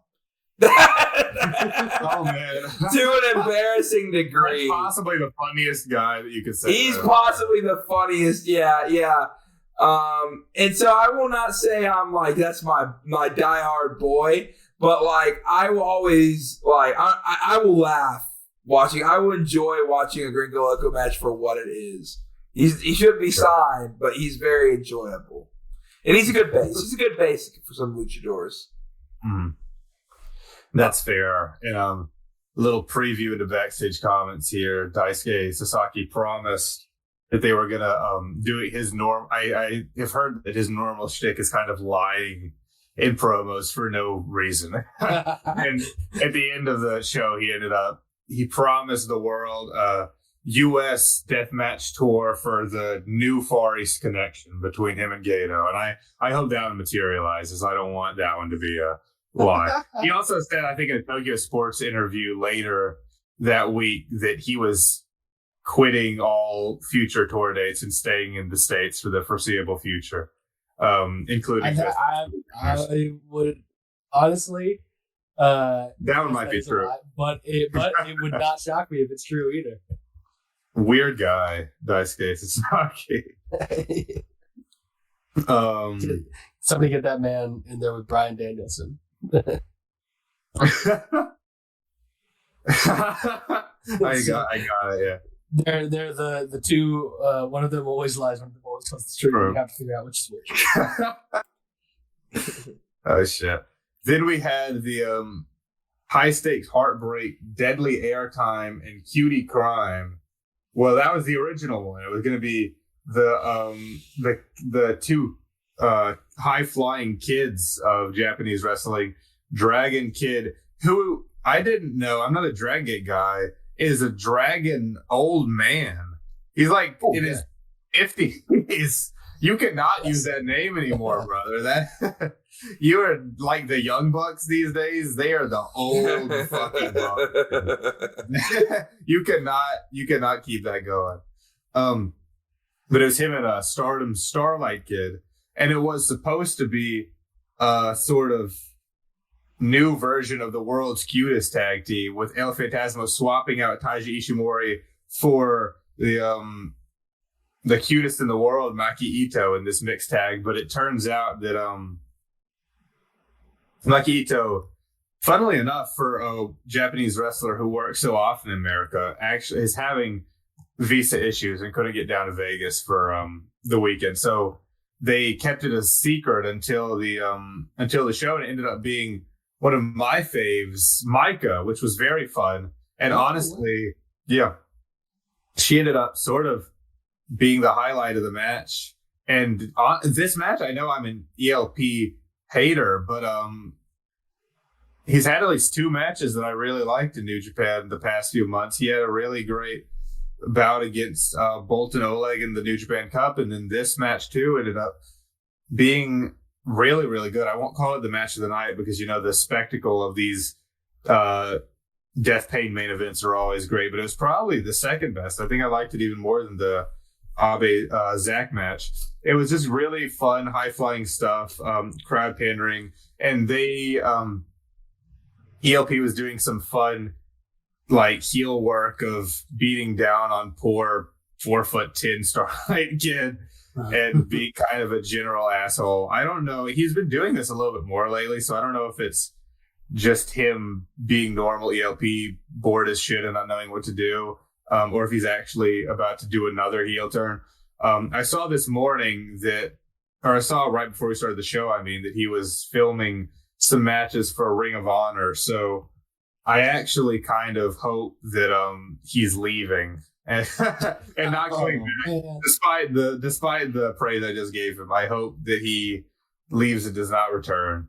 But this one was fine.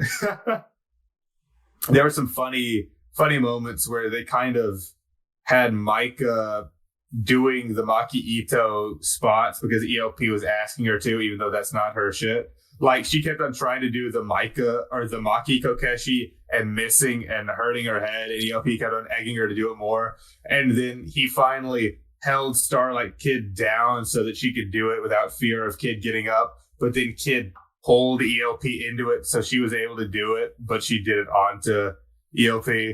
It was a fun match. And the Kittos got the win here.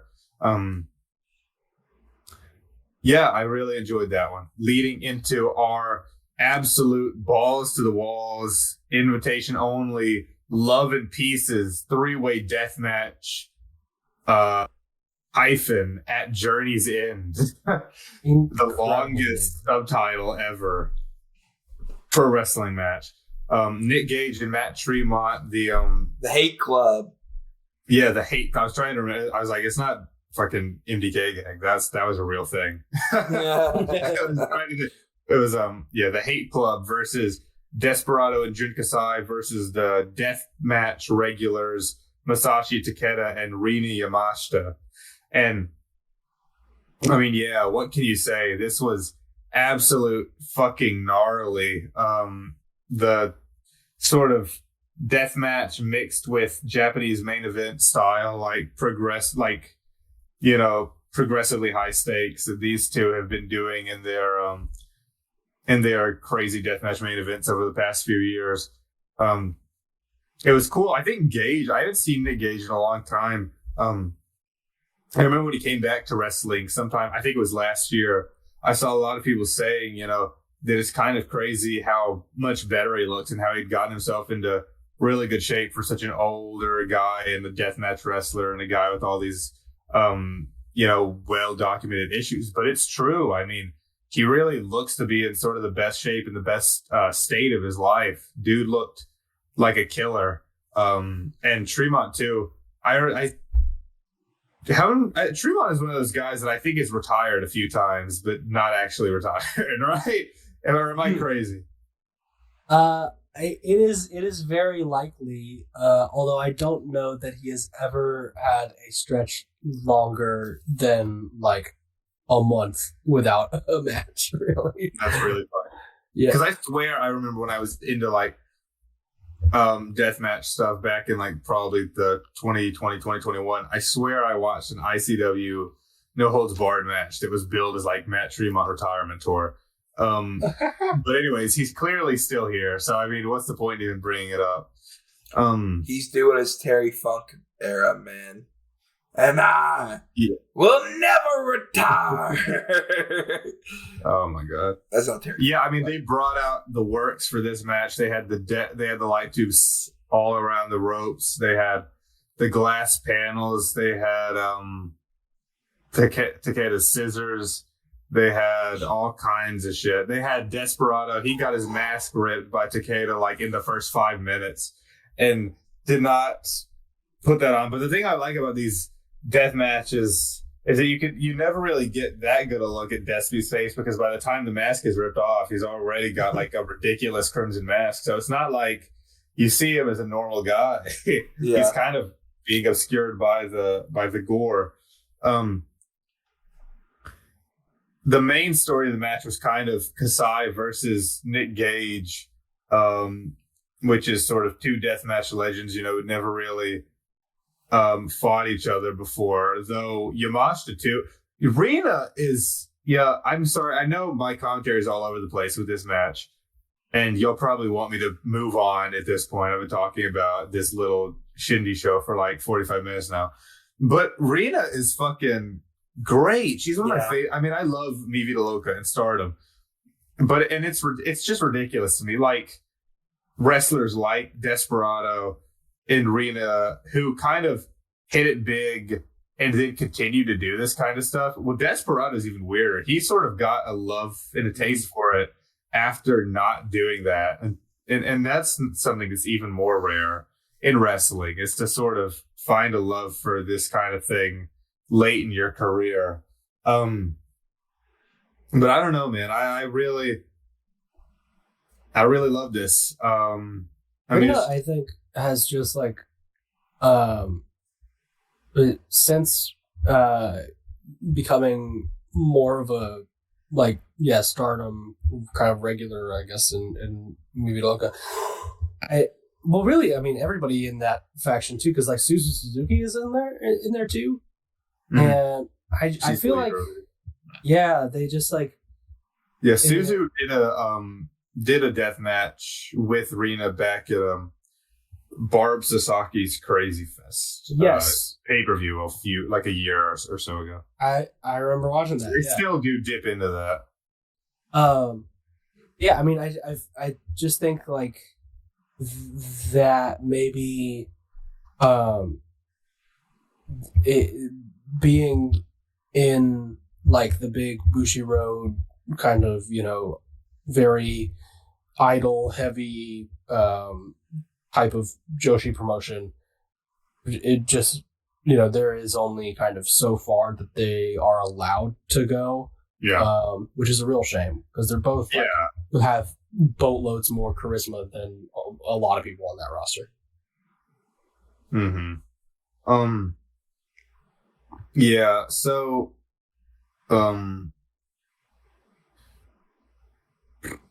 sorry. Side page went at it. Yeah. No, they were. That was sort of the main thing of the match. I just remember lots of glass everywhere. I remember.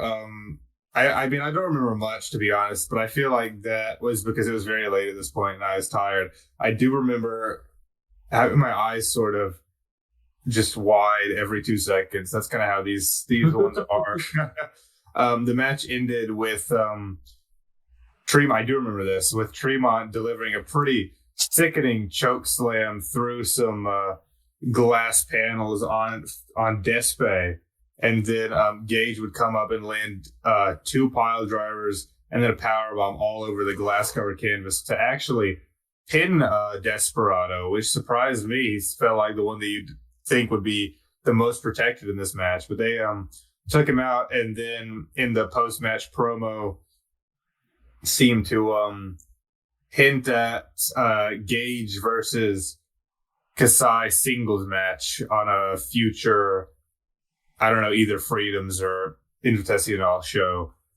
So I'm looking forward to that. And that, if it happens at one of the Despe Invitationals, that leaves the door open to Despe doing something interesting too, away from Kasai against somebody else. So I'm all for that. And nothing much else happened in the backstage comments. The Busta and the Brain sort of threatened me to my face, saying that they wanted to be in Super Junior Tag League this year, and I fear that might happen. So that sort of left me not feeling right in my soul. Not only are they going to be in it, they're going to win, brother. Oh, God. They're going to the dome, Busta. Going to the dome. We're going to the dome. We're going to the dome. I really enjoyed this one. I enjoyed it more, I think, than the New Beginning in USA. I think I like these gimmicky shows more for the US because, like, it's real difficult to bring proper New Japan Pro Wrestling to the US, but I kind of prefer seeing New Japan wrestlers and Stardom wrestlers in weirder situations when they do things like this. But that might just be me. I know some people enjoy the US shows. I'll just breeze through the Korakuen real quick because I did go along with the Despe review. But one of the main pieces of New Japan news that came out this week was that Yota Tsuji has, on the first night in Korakuen, Tsuji had his match. And then what were to happen, but Andrade El Idolo made his presence known once again on the screen at Korakuen. He said that he doesn't know what happened to Gabe Kidd. He did say, he said it a lot like Gay Kid again. I think he's doing it on purpose now. It really sounded like it. You can go back and watch for yourself. But he said that it doesn't matter to him what happened to Gabe Kidd because his first match with Tsuji was not a loss. It was just a test. It was just for him to figure out how to beat Tsuji. And it was also in the very literal sense of loss. Yes, it was literally a loss, but it's not to Andrade, I suppose. Anyways, fuck me. So Andrade says, that he just had to figure out how to beat Tsuji, and he wants that IWGP Global Championship still, and that he doesn't care that Gabe got his shot, or Gabe wanted a shot because he beat Gabe back at the New Beginning in the first place. So to him, even though he lost, he still has a better claim at the IWGP Global Championship than Kidd. And he doesn't think that there's any better place to give another humiliation to Tsuji for him to win the title and for United Empire than to beat him in front of his home in Japan, in front of his own people this time instead of in the United States. So now the challenge is accepted. We're getting Tsuji versus Andrade 2 at Wrestling Dontaku Night 1. And as much as I was excited for the Kidd sort of character revamp, I can't lie, I kind of am more excited for this as a match. I think Andrade and Tsuji still have a lot more to give each other, and I am not ever going to say no to more Andrade and United Empire. I think he's really great, and I'm sad that he has to spend half his time in AEW because I really have enjoyed his work in New Japan since coming in. So I'm glad we get an extra appearance from him that I didn't know was going to happen. And like I said, I think they have more to give in this feud and in this match. I think Logan said, and I think it's very possible that Andrade is able to pick up the dub here, maybe even more so than in New Beginning USA. So we'll see how that goes. I'm looking forward to it. Y'all got anything to say about it? Well, the New Beginning match came very close, but not quite into Match of the Year territory for me. But it was evident then even that these two could really make some magic together. And I am hoping that with this Wrestling Dontaku match that they really find the click and are able to maybe have a slightly more efficient match than the New Beginning one, because that's kind of my main problem with that one. But and yeah, I mean, Kid will be fine. Whenever he comes back, I'm sure they'll pick right back up with this, defector, hypocrite kind of thing. Yeah. I mean, New Japan fans are not gonna forget Kid. I'd even argue that him being gone for a little bit longer will make the heel turn work more, because I mean, he only took one tour off. It wasn't like it was kind of funny how they were playing it off like this bigger turn, but really he was just gone for the cup and that was it. So it was huge, brother. I don't know what you're talking about. Yeah, I mean, I think it's pretty good. I think it's a good decision. I think it's a good pivot. I think Big Andrade should win that belt. I think he should go full Shawn Michaels with it, if you catch my drift. Oh, Lord. Okay. That's crazy. So, yeah, we've got on the actual Korakuen show itself that happened on the 20th, but I just watched yesterday, so I watched it a day late. I'm such a fake fan. We had, not much happened outside of the main event, but one very important thing did happen, and that was that there's now an army of Jake Lee stans who wear the clown mask in the Jakelers. The fucking Jakeler section. Did y'all see this? Like, oh my god, it was. I can't believe how this is definitely going to be one of those situations like the House of Torture kind of was, where American sort of New Japan fans shit all over it for being too sports entertainment-y and not, having the work rate. And it's going to become like one of the absolute most over acts in New Japan proper. I can see it so clearly in my head, and I could not be happier. This is exactly what I wanted. Gaijin mind cannot comprehend that this is exactly what Antonio Inoki envisioned for his promotion when he formed it in 1972. Dude, I popped so hard when I saw that shot on Twitter. I could not believe it. It's like it's everything I could have ever wanted. Oh my god, I'm gonna buy one. Are they selling them? I guess they're selling them in the crowd. It must be merch. I think I think it's like a mass market thing. Maybe it is. Maybe it's the clown mask maybe it's just an easy clown mask to get, but it's awesome.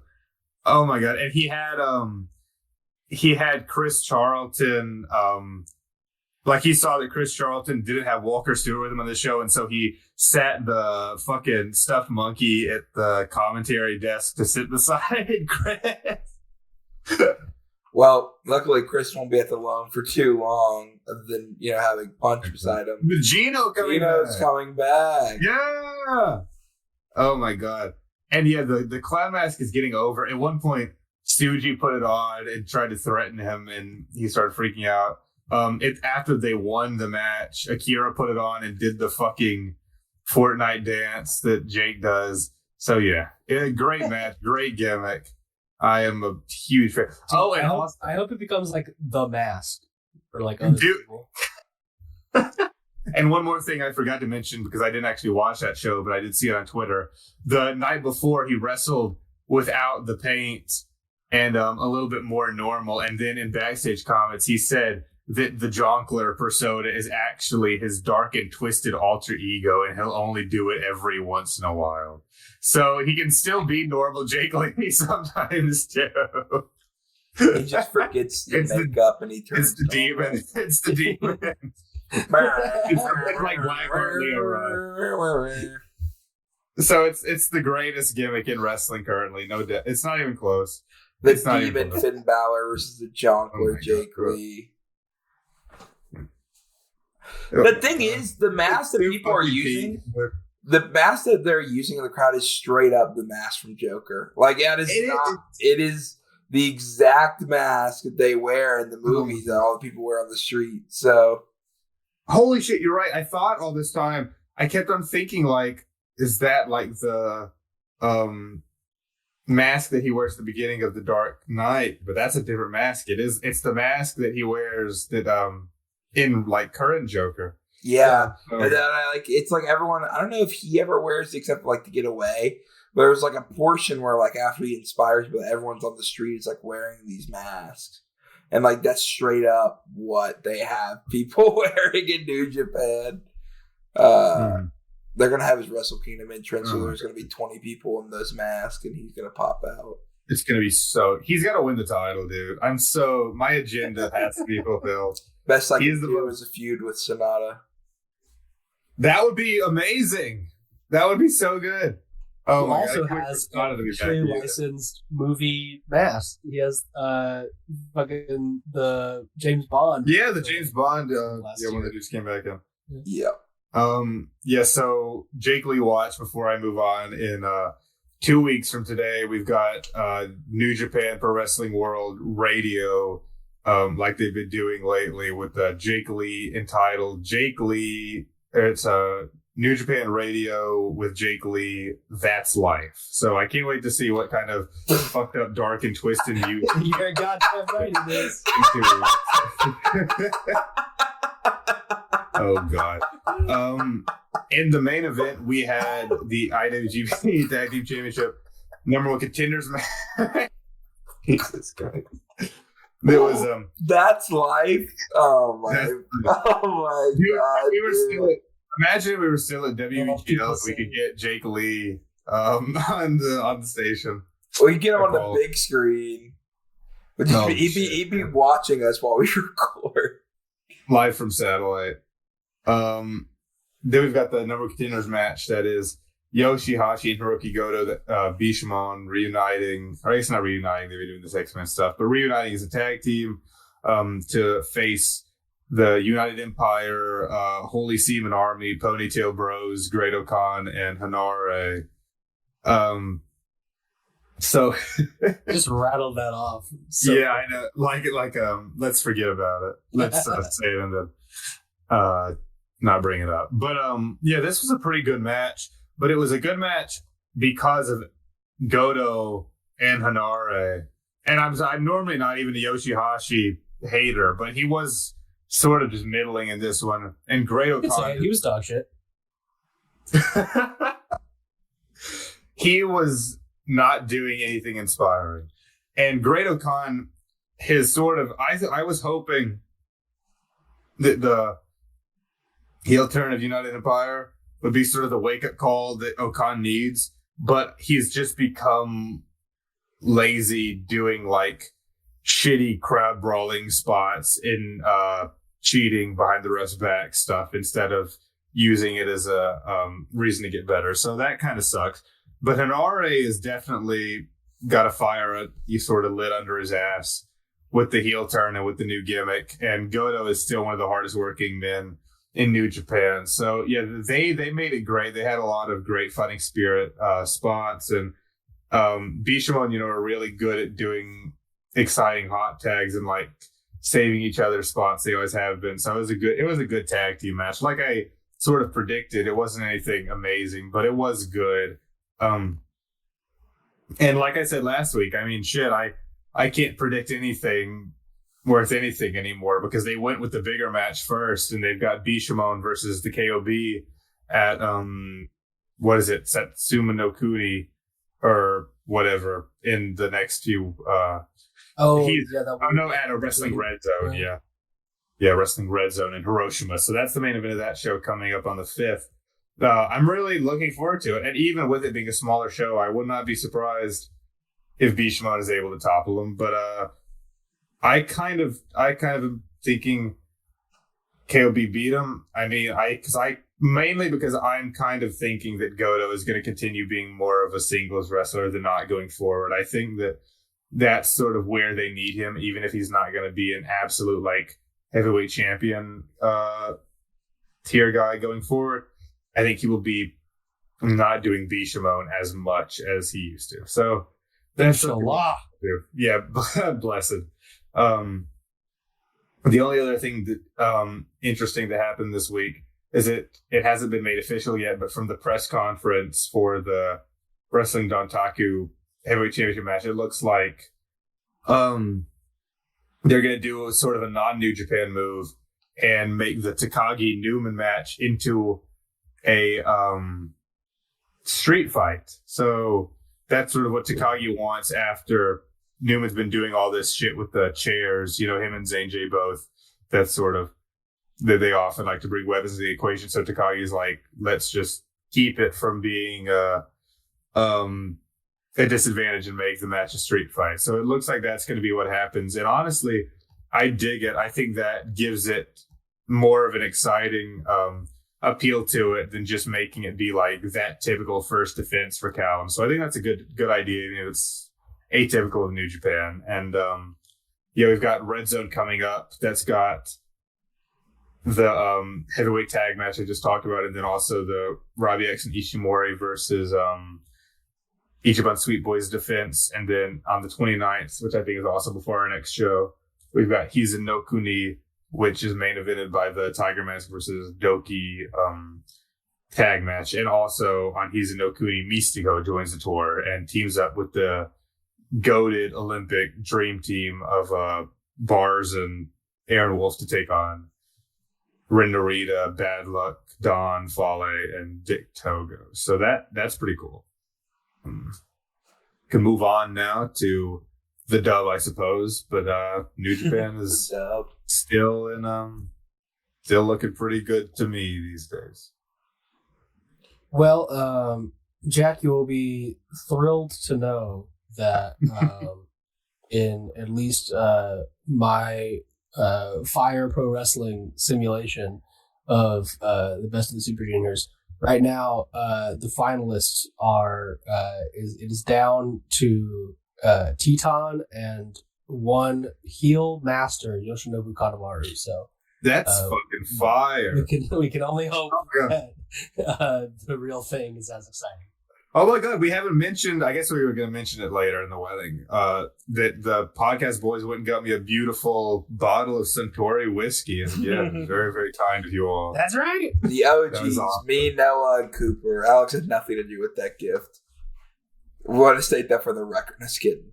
I'm going to... So, that was what we muted you for last week. Yeah. And I realize. Yeah, I figured. That's awesome. That's very nice. I'm gonna start bringing a highball with me to every recording now with it. So.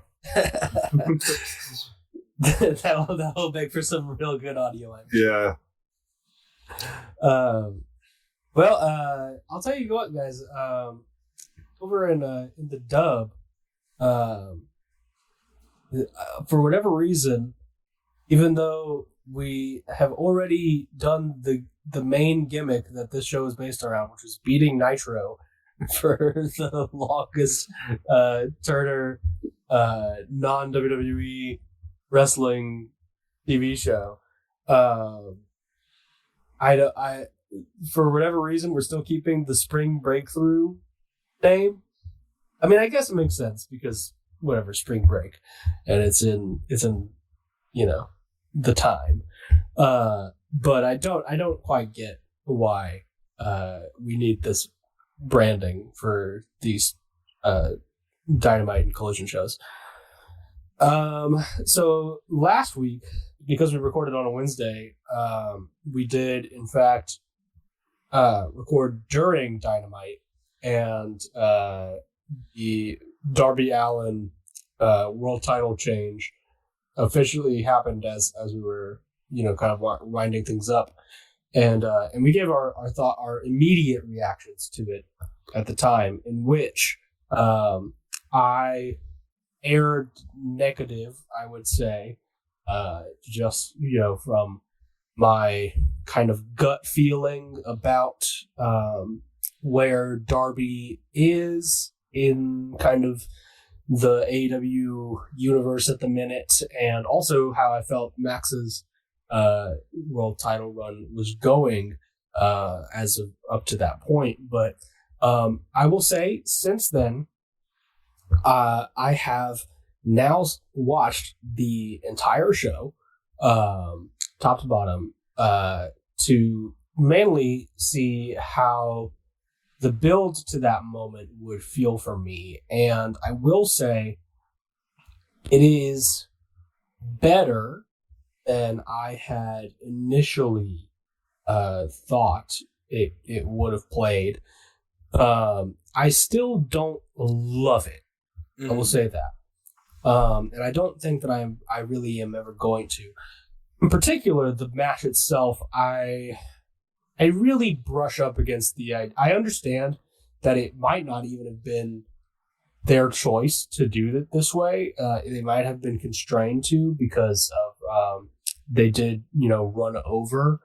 Like the match I think started in real time, like well after, not like it was like 9:05 or something.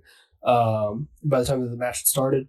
But they were already in overrun, and so they probably just needed to get the show wrapped up with pretty quick. But I think the idea to have it be a squash match really works against it for me. The moment is still great. I think the moment itself played pretty beautifully, actually. Between, Darby's promo at the top of the show, which, like, Darby's never been the best talker, right? I don't think it's not like his skill set, but I did think, and like, I even thought that I would have maybe brushed up against it because he starts, doing a little bit of cry voice. But I don't know. I actually found it quite endearing. And, it came across like, okay, no, I get where he's coming from, and yes, he does have a point. If he doesn't win it now, when is he going to win it? And then of course, obviously Sting later on in the night, like just really making it so incredibly obvious to everybody. Who's like, there's no chance in hell this man is not going to win this belt. But the moment itself, I thought was great, and you do need every once in a while, like these big kind of shocks to the system. The comparison that everybody has made by now, and it's because it's pretty accurate, I think, is of course to Mick Foley, as Mankind winning the WWF belts in a very shocking fashion on Raw, way back in the 90s. And, both in terms of how they pulled off that title change and just like the comparison of Darby Allin as the 2020's version of Mick Foley, I think is an interesting one.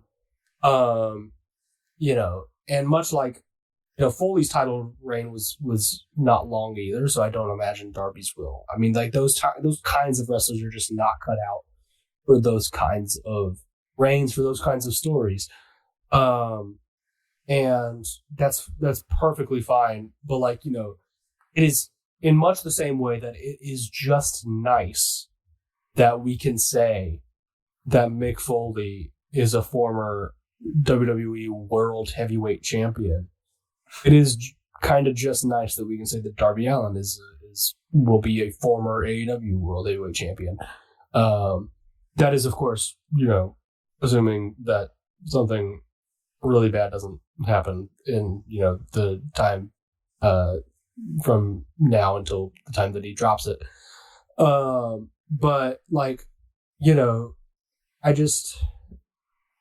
the squash match thing, it is kind of like this weird lampshade over the whole thing for me, is because for such a big standout moment in his career, I would maybe like to see him win the title in a way that is indicative of him, like as a wrestler, and plays to his strengths as a wrestler. Darby squashing anybody does not really sit right with me. And it maybe works better with Max, because Max has a pre-established history of crumbling when he doesn't have prep time, but that works visually and I guess strategically when it's up against a fucking monster like Brody King, right? But against somebody like Darby, who is, much smaller than him, much less, powerful than him. I'm sorry, I just don't buy that, 4 coffin drops in pretty quick succession should be enough to keep MJF down for a 3 count, without having wrestled a, at least 20-minute match beforehand, right? So that's kind of where I think I am at with it now. I think that it was the right decision for that show, especially. I mean, that crowd was so incredibly behind it. And you had no choice but to, just reading the room there. But it does not necessarily sit well with me still, for, I don't know, the future of Darby's reign. I'm not particularly looking forward to the Darby title reign so much as I am, happy that he got to have it once, right? You'll see that. We'll say that. But I think when you tune into this week's Dynamite and we talk next week, you might have a different tune. Okay, sure. They keep doing shit that I seemingly, am anti on the face of, but then I'd see it and I'm like, okay, yeah, sure. So that seems to be the pattern with the dub recently. The thing about this Darby match is, or this Darby reign is, I feel like this is the, the doomsday clock is at midnight type thing. We only have so much time left, and he's going to go balls in the walls so the wheels fall off. And I mean, that was the build to him winning this title. And even like a lot of these, and that's why I think like I thought the squash was such a great inverse of the things, and like what Dynamite set up and what AEW does well is like sometimes, when you play into expectations so well that like the few times you do shock, it does really blow over. Like the week before when they went to like almost a 30-minute run over for just a Kenny MJF promo. And so you're like, oh, the match is not starting until 9 o'clock. It's a world championship match. And then he just squashes them. And it's the inverse of every Darby match before that, where Darby's getting, like you said, he's going to get absolutely killed, and then he's going to find a way to get a roll up, And this time, he just straight up beat Max at his own game. And I think 4 coffin drops is enough to do it against Max, especially for a Max that wrestled a 40-minute match against Kenny Omega, the like a couple days before that, unprepared, came in overconfident, and that Max's story has always been when he's overconfident. I get that. For sure. But it's just my lizard brain doesn't compute it. That's fair. But I think it'll be fun. I should say I've seen some things in this Dynamite that I'm like, I'm kicking myself that we're recording right now, because let me tell you, we would have so much to talk about if we recorded tomorrow, because I saw some absolutely ludicrous things coming out of Dynamite this week. But anyway, Collision half minute. Yes, it's the Collision half a minute because Cooper didn't actually watch all of Collision this week. So whatever, you can say I'm a fake fan. That's fine. I guarantee you, I watched more Collision than most people. So, true. Still, this week we are in Everett, Washington for this edition of Collision. I believe this was taped right after Dynamite. We opened up with a not very good Adam Copeland promo to the crowd. He's got a pretty gnarly black eye still from Dynasty in the FTR match. And the crowd is singing the song, and he's taking some time to be emotional about it. He says Christian is not there. He's getting checked up for a broken arm. And he says that he had, FTR had said that Pope and Cage were not going to be getting another title shot after Dynasty, and he was like, we'll see about that. So, really, really making some big threats there. But he says that, Cope and Cage are going to be back in plenty of time, and that they will take it to FTR the same way as always.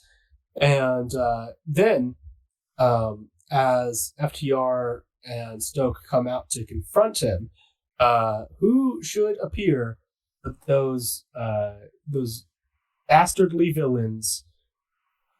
They eat chips every single night. It's RPG Vice, Beretta and Romero. They are, taking it to Cope, and then who should appear but the oldest of Bucks, Matt Buck, Nick Buck, run in. They super kick FTR, and they super kick Beretta. They get Cope up. Cope spears, I think, Beretta, and gives a pretty nice little crazy eye look into the camera. And they thank each other.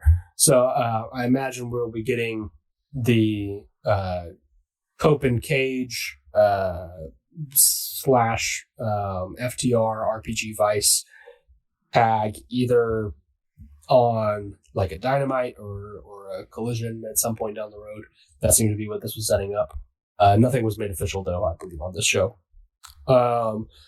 A promo from national champion Jack Perry that didn't fucking matter one bit at all.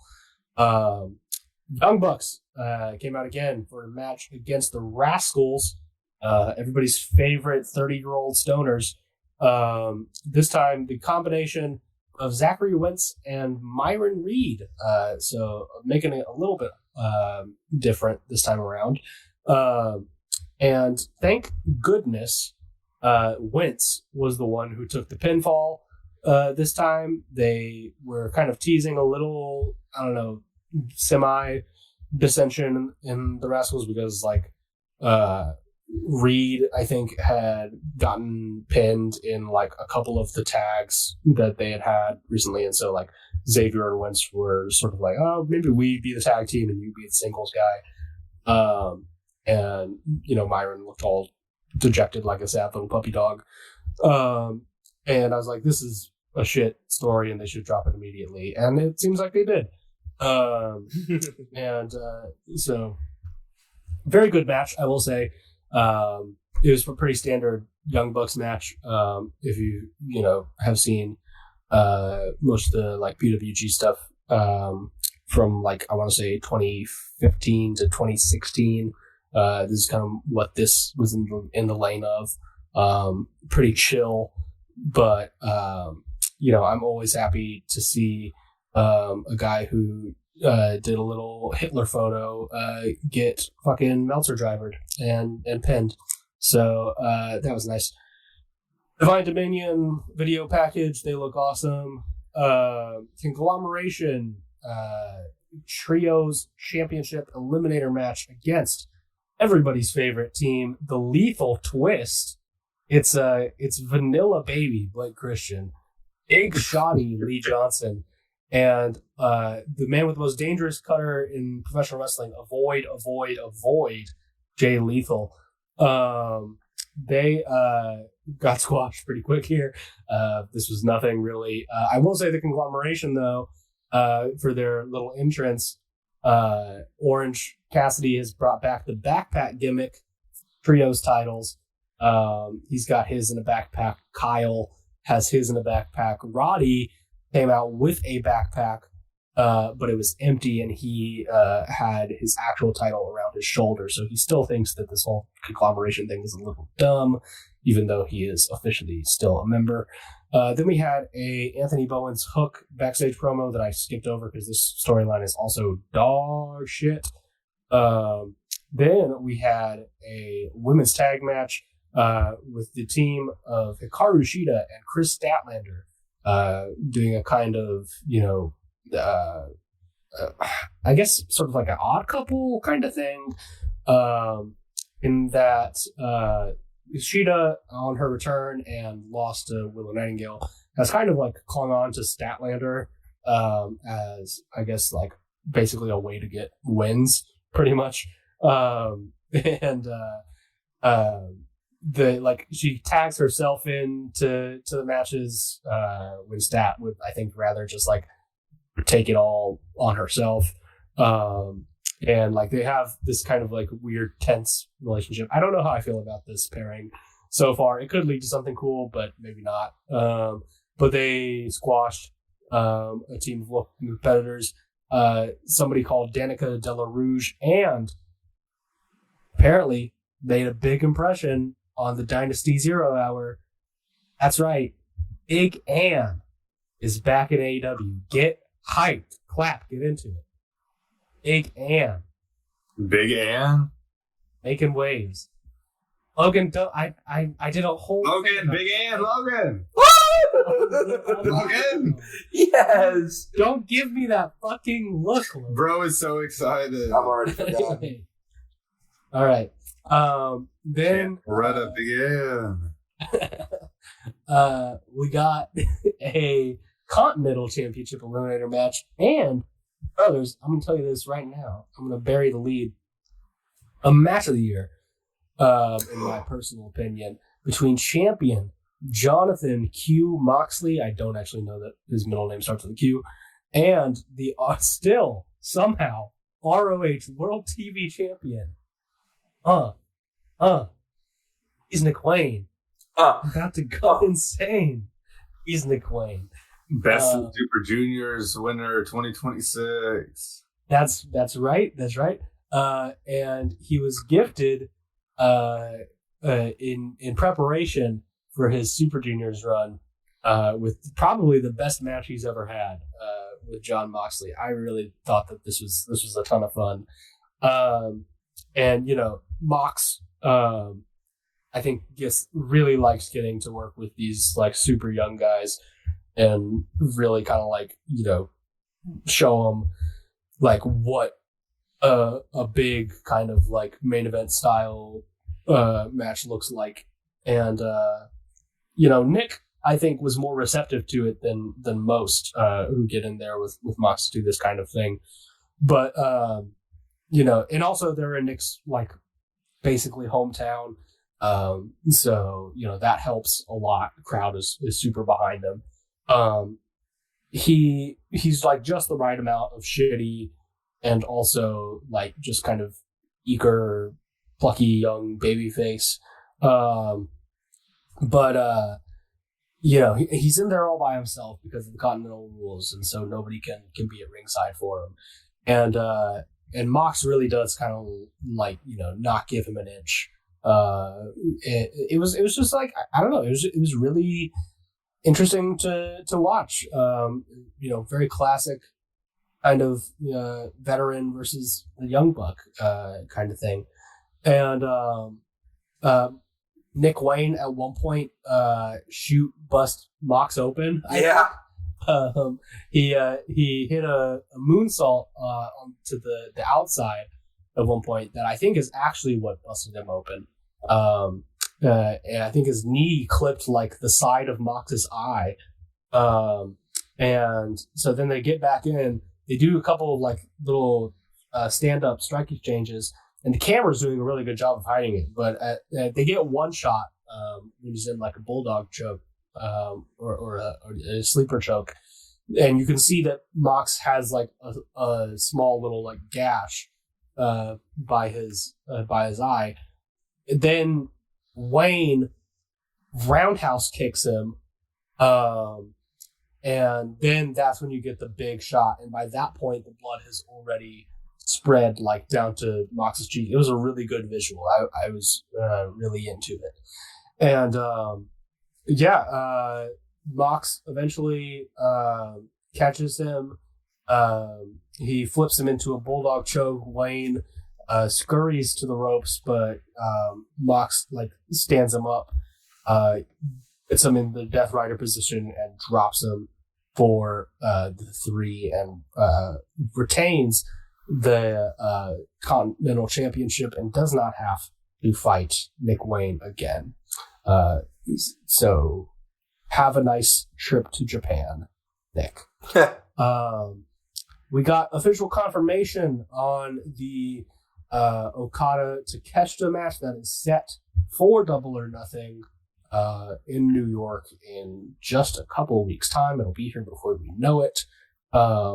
We got a little backstage segment with Dawn, Callis, and Okada, where Okada made points to say that he is champion, unlike Takeshita. Then we had, for me, main event of the evening, because this was the last match that I watched before I turned it off to do my weekly podcasting duties here on Strongest Style. So maybe at some point I will catch up on these other matches, but not right now. And what a main event to end on. It was the bastard of the Death Riders, Pac, going up against, dare I say, the most interesting gimmick in professional wrestling in 2026. I would argue different. The Blackheart, Lio Rush. Now, for those paying attention, the Blackheart, which was Lio Rush's shitty little Great Muta gimmick from his I think early, going as far back as like his CZW. Yeah, it was from CZW. Yeah. And he has so desperately wanted to bring this shit to a major American television wrestling company. I get the feelings like for years now. And AEW have finally let him do it. He debuted it on a 0 hour, I think, Battle Royal. And he just came out one day. One day he was with the crew. He was with Action Andretti. They were wearing spiky puffer jackets. And then the next, he's bald. He's got white contact lenses. And he's crawling around like Abe Kid on a Saturday night. I'm gonna be honest. I think he's he's more interesting now than he ever was with the crew. Being plain old Lio Rush. I'm normally not like crazy about basically anybody who's not Muda doing this kind of like dual personality thing. And that is still possibly true. Like I'm not 100% behind this thing. But Lio, not like you're 100% behind Jake. For sure. Uncritical support to Jonkler Lee over there. Lio, I think, has clearly been wanting to do this for a very long time, and does put in a bit of effort to making this Blackheart persona like feel like a different thing than normal Lio Rush, which is like 90% of like the job of this kind of character that most people who do it don't do. Case in point, the Demon Finn Balor wrestles exactly like normal Finn Balor. He just has goopy, scary face paint. Yeah. Which like, okay, great, but be the demon. Like, it doesn't fucking matter. That's true. Lio, he does his entrance, which he doesn't have like a big fancy thing for it or anything really, but he's talking to himself a lot, and he is like, it's like he's talking to somebody that's not there. He's saying like, oh yeah, you can do it. You got to do this, and it's gonna be fine. It's gonna be good for you, and all this kind of stuff. And he's like, he's very much playing. It's like a Gollum and Schmeagol kind of thing. I think he's. That's actually a good comparison. Yeah, that's legit. Which, like, on one hand, could end up, being maybe the most horribly offensive thing since Eugene, if done incorrectly. But if it's done all right, I think would be, not the worst thing that's ever happened in a wrestling ring. So Pac, I thought was a pretty good choice of opponent to kind of like, debut this character onto a TV audience. And he does a good job, like being appropriately weirded out by Lio, but not like terrified of him. He's just like, what is this? What's happening?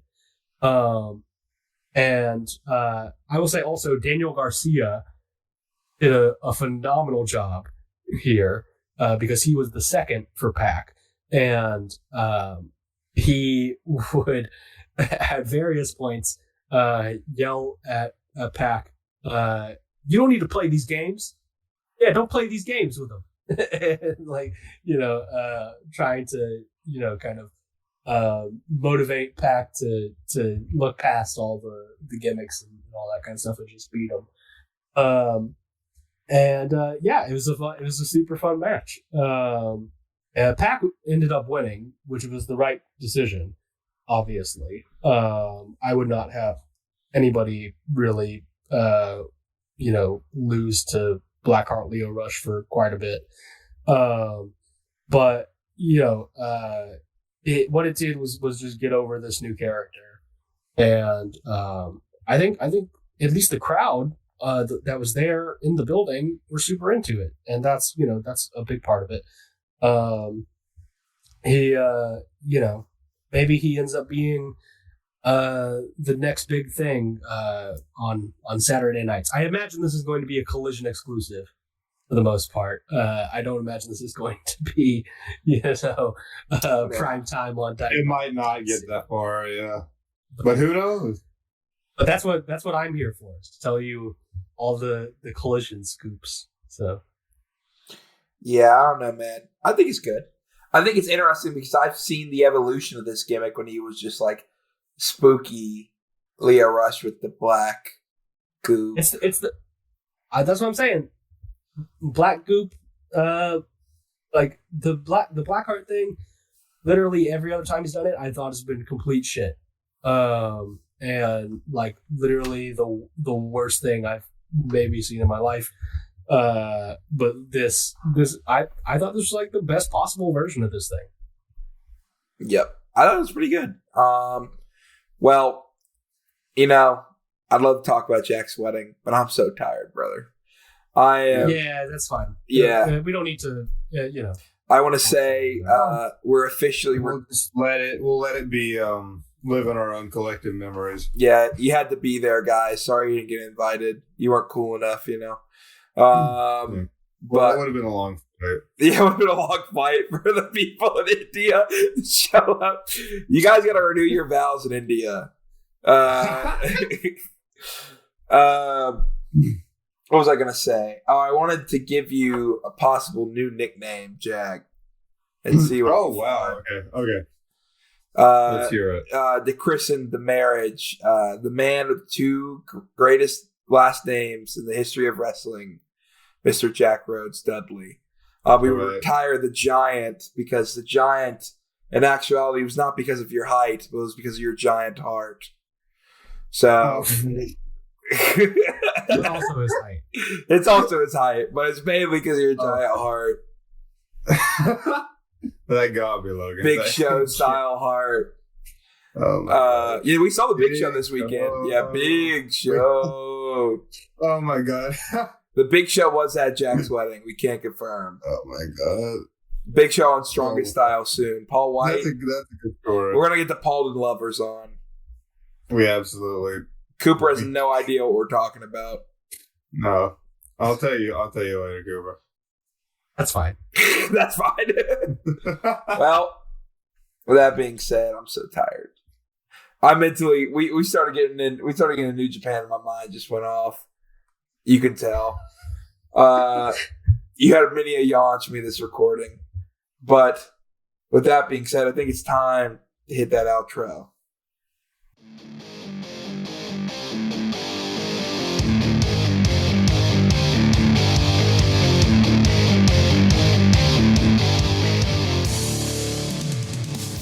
Thank you for listening to Strongest Style Pro Wrestling Podcast.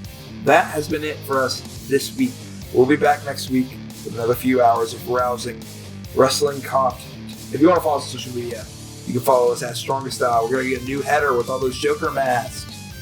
So be on the lookout for that. You can also follow me on Twitter at Logan Hurston.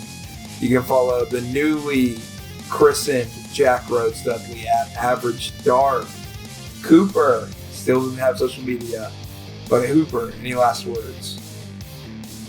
The quote, the bard of our times, JPEG Mafia. I'm about to go insane. Fill it up and dust the lane. If it's up, then nothing's changed. I'm Nick Way. All-time unseen WBGL moment right there. 5 beer skis deep when Nick Wayne comes out. But with that being said, like 6. 6, yeah. You can follow us on all your podcast players of choice. We're on Apple, we're on Spotify, we're on YouTube. If you're watching YouTube, please like and subscribe. If you're watching in India, we appreciate you more than anybody else. And you will be getting a video recording of Jack's wedding. Don't worry, the tapes are coming. The tapes are coming. With that being said, we already did it earlier this show because Jack tried to end the show 2 hours ago. But hey, goodbye. Mwah, and good night.